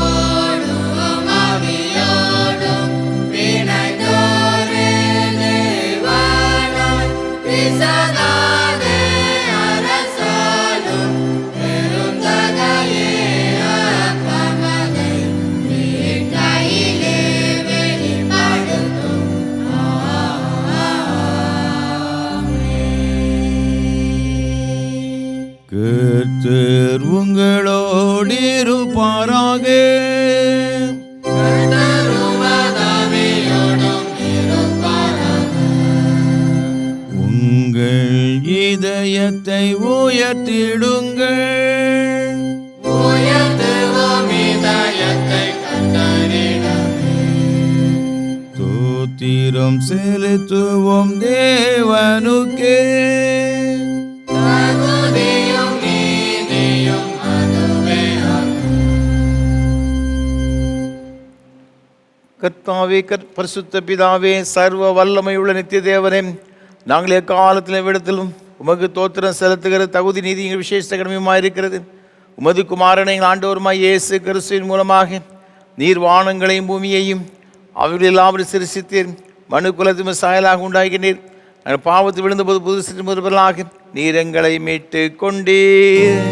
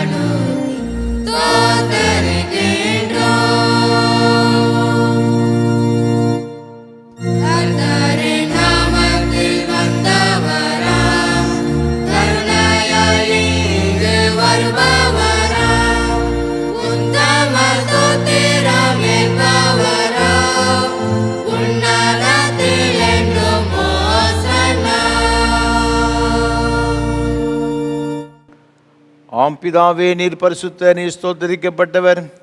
தேவரீர் மனிதர் உருக்கமாக அன்பு கூர்ந்து முதுவரே பேரான குமாரனாகிய இயேசு கிறிஸ்துவின் தன்மையை தரித்துக் கொள்ளவும் சிலுவையில் மரித்துகளை மீட்டுக் கொள்ளவர் தந்தில் நேரே. அவர் சிலுவையில் ஒருத்தர் தம்மை ஏகபலியை ஒப்புக் கொடுத்து சர்வலோகத்தின் பாவங்களை நிவர்த்தி செய்வதற்கு நிறைவும் பூரணம் போதுமான பலியையும் காணிக்கும் பரிகாரத்தையும் செலுத்தும் அல்லாமல் தமது அருமையான மரணத்தை இன்றைக்கு நினைப்பூட்டு ஞாபகத்தை நியமித்து தாம் திரும்ப வருமளவும் நாங்கள் அதை அனுசரித்து வரும்படி தமது பரிசுத்த சுவிசேஷத்தில் கண்டிருக்கிறாரே. இயேசு தாம் காட்டி கொடுக்கப்பட்ட ராத்திரியிலே அப்பத்தை எடுத்து ஸ்தோத்திரம் பண்ணி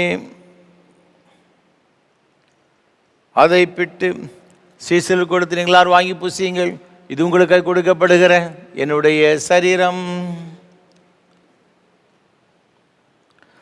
என்னை நினைவுறும்படி செய்கின்றார்.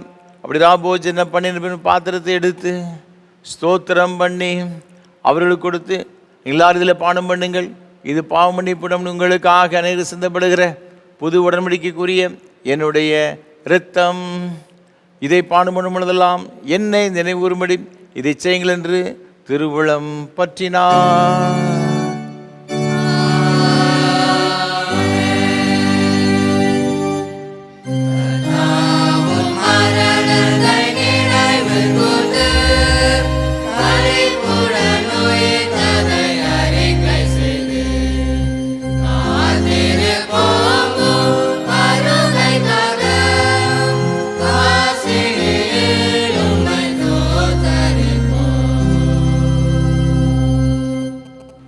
ஆதலால் பிதாவே, உமது அருமையான குமாரனாகிய இளாண்டவரின் அருமையான பாடுகளையும் மரணத்தையும் மகிமையான உயிர்த்தெழுதலையும் பரமேறுதலை நினைவுகூர்ந்து உமது அடியார்களாகிய நாங்களுடைய கட்டளையின்படியே அவர் வருகை எதிர்நோக்கிறதாக இதை செய்கிறோம். அவரில் நீர் எங்களுக்காக நிறைவேற்றின மூரிடம் மீட்புக்காக உமக்கு நன்றி செலுத்துகிறோம்.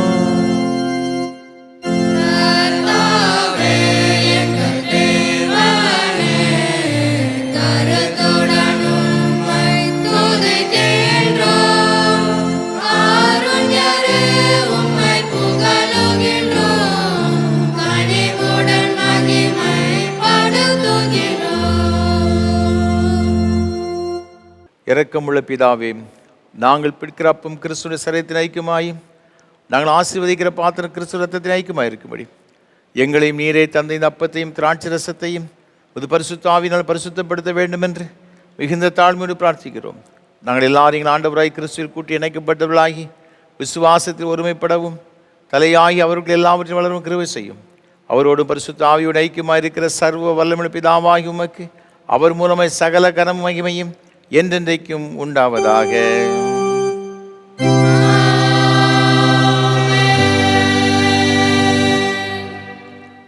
நமது இரட்சகராய் கிறிஸ்து கற்பித்தபடி அவர் நமக்கு அருளப்பட்ட தைரியத்தோடு சொல்லுவோமாக. பரமண்டலங்களில் இருக்கிற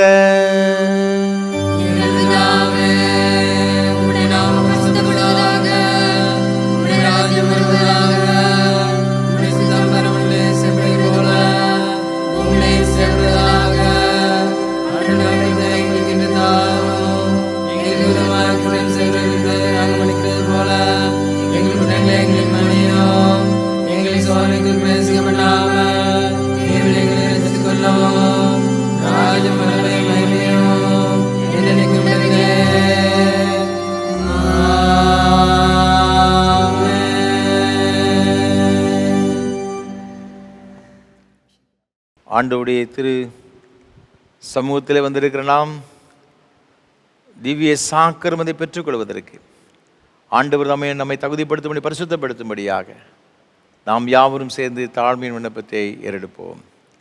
இரக்கமுள்ள கர்த்தாவே, எங்கள் சுயநிதியை நம்பி நாங்கள் உடைய பந்தியில் சேர துணியாமல் தேவருடைய அளவற்ற இரக்கத்தை நம்பி சேர்க்கிறோம். இந்த மேஜையின் கேள்விகளும் துணிக்கைகளையும் பொறுக்கிக்கொள்ள நாங்கள் பார்த்தரல்ல. ஆனாலும் தேவரீர் எப்பொழுதும் இரக்கம் செய்கிற இரட்சனுடைய மாறாத ஆண்டவராக இருக்கிறீர். ஆகையால் கிருபை உள்ள கர்த்தாவே, அருமையான குமாரனாகிய இயேசு கிறிஸ்து மிலமிதாக சரீரத்தாலும் இரத்தத்தாலும் எங்கள் பாவமுள்ள சரீரமும் ஆத்மாவும் சுத்தமாகி எப்பொழுதும் நாங்கள் அவருக்குள்ளும் அவர் எங்களுக்குள்ளும் வாசமாக இருப்பதற்கு ஏற்ற விதமாய் சரீரத்தை புசித்து அவர் இரத்தத்தை பானம் பண்ண எங்களுக்கு கிருபை செய்தருளும். ஆமென். நாம் பிற்கிறப்பம் கிறிஸ்துவின் சரீரத்தின் ஐக்கியமாக இருக்கிறது அல்லவா?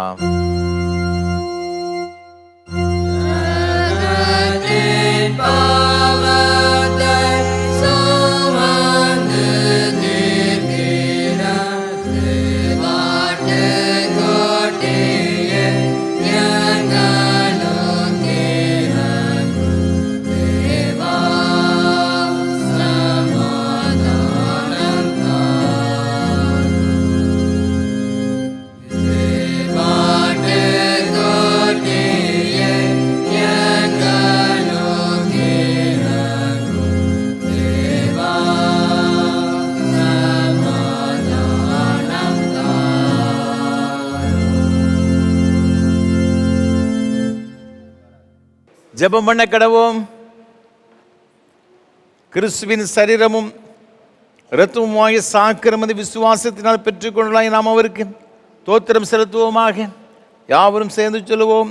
சர்வ வல்லமையுள்ள கடவுளே, சர்வ வல்லமையுள்ள கடவுளே, பரமபிதாவே, நேசகுமாரனும் ஆண்டவருமாகிய இயேசு கிறிஸ்துவுக்குள் எங்கள் பிள்ளைகளாக ஏற்றுக்கொண்டு அவருடைய விலைமதியாத திருச்சரீரமும் ரத்தமுமாகிய ஞான ஆதாரத்தால் எங்களை திருப்தியாக்கியிருக்கிறீர். எங்கள் பாவங்களை மன்னித்து என்றும் வாழ்வை எங்களுக்கு வாக்குப்பட்டிருக்கிறீர். அளவிடப்படாத நன்மைகளுக்காக உம்மை ஸ்தோத்திரிக்கிறோம். சர்வமும் ஆத்துமாவுமாகிய எங்களை தூய உயிருள்ள பலியாக படைக்கிறோம். இதுவே நாங்கள் செய்யும் அந்த வழிபாடு. நாங்கள் இந்த உலகத்தின் போக்கில் விழுகாமல் கடவுளின் திருவுள்ளம் நிதி என தேர்ந்தெடுக்க எங்கள் உள்ளம் புதுப்பிக்கப்பெற்று மாற்றமடைய அருள் புரிவீராக. கடைசியில் நாங்கள் உமது இறைமக்கள் அனைவரோடும் என்றும் உள்ள அரசின் மகிழ்ச்சியை பெறத்தக்கதாக இவ்வுலகில் மக்கள் கீழ்ப்படிந்து நடக்க எங்களுக்கு அருள் புரியும். உம்மோடும் தூய ஆவியானோரோடும் ஒரே கடவுளாய் என்றென்று வீச்சிருந்த ஆளுகை செய்யும் எங்கள் ஆண்டவர் இயேசு கிறிஸ்து மூலமாய் வேண்டிக் கொள்கிறோம். ஆமென்.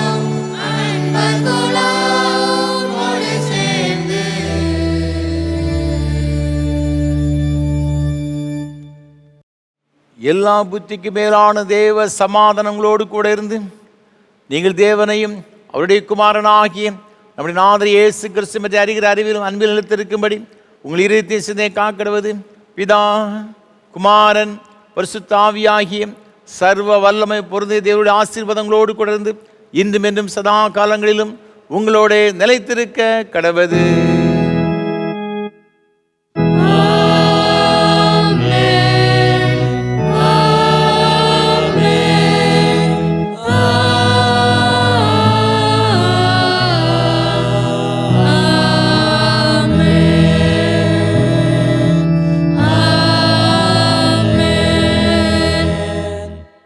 நிறைவு கீதமாக கீதம் 75 பாமாலை 53 பாடுவோம். பாவிக்காய் மரித்த இயேசு மேக மீது இறங்குவார். கீதம் 75 பாமாலை 53 பாடுவோம்.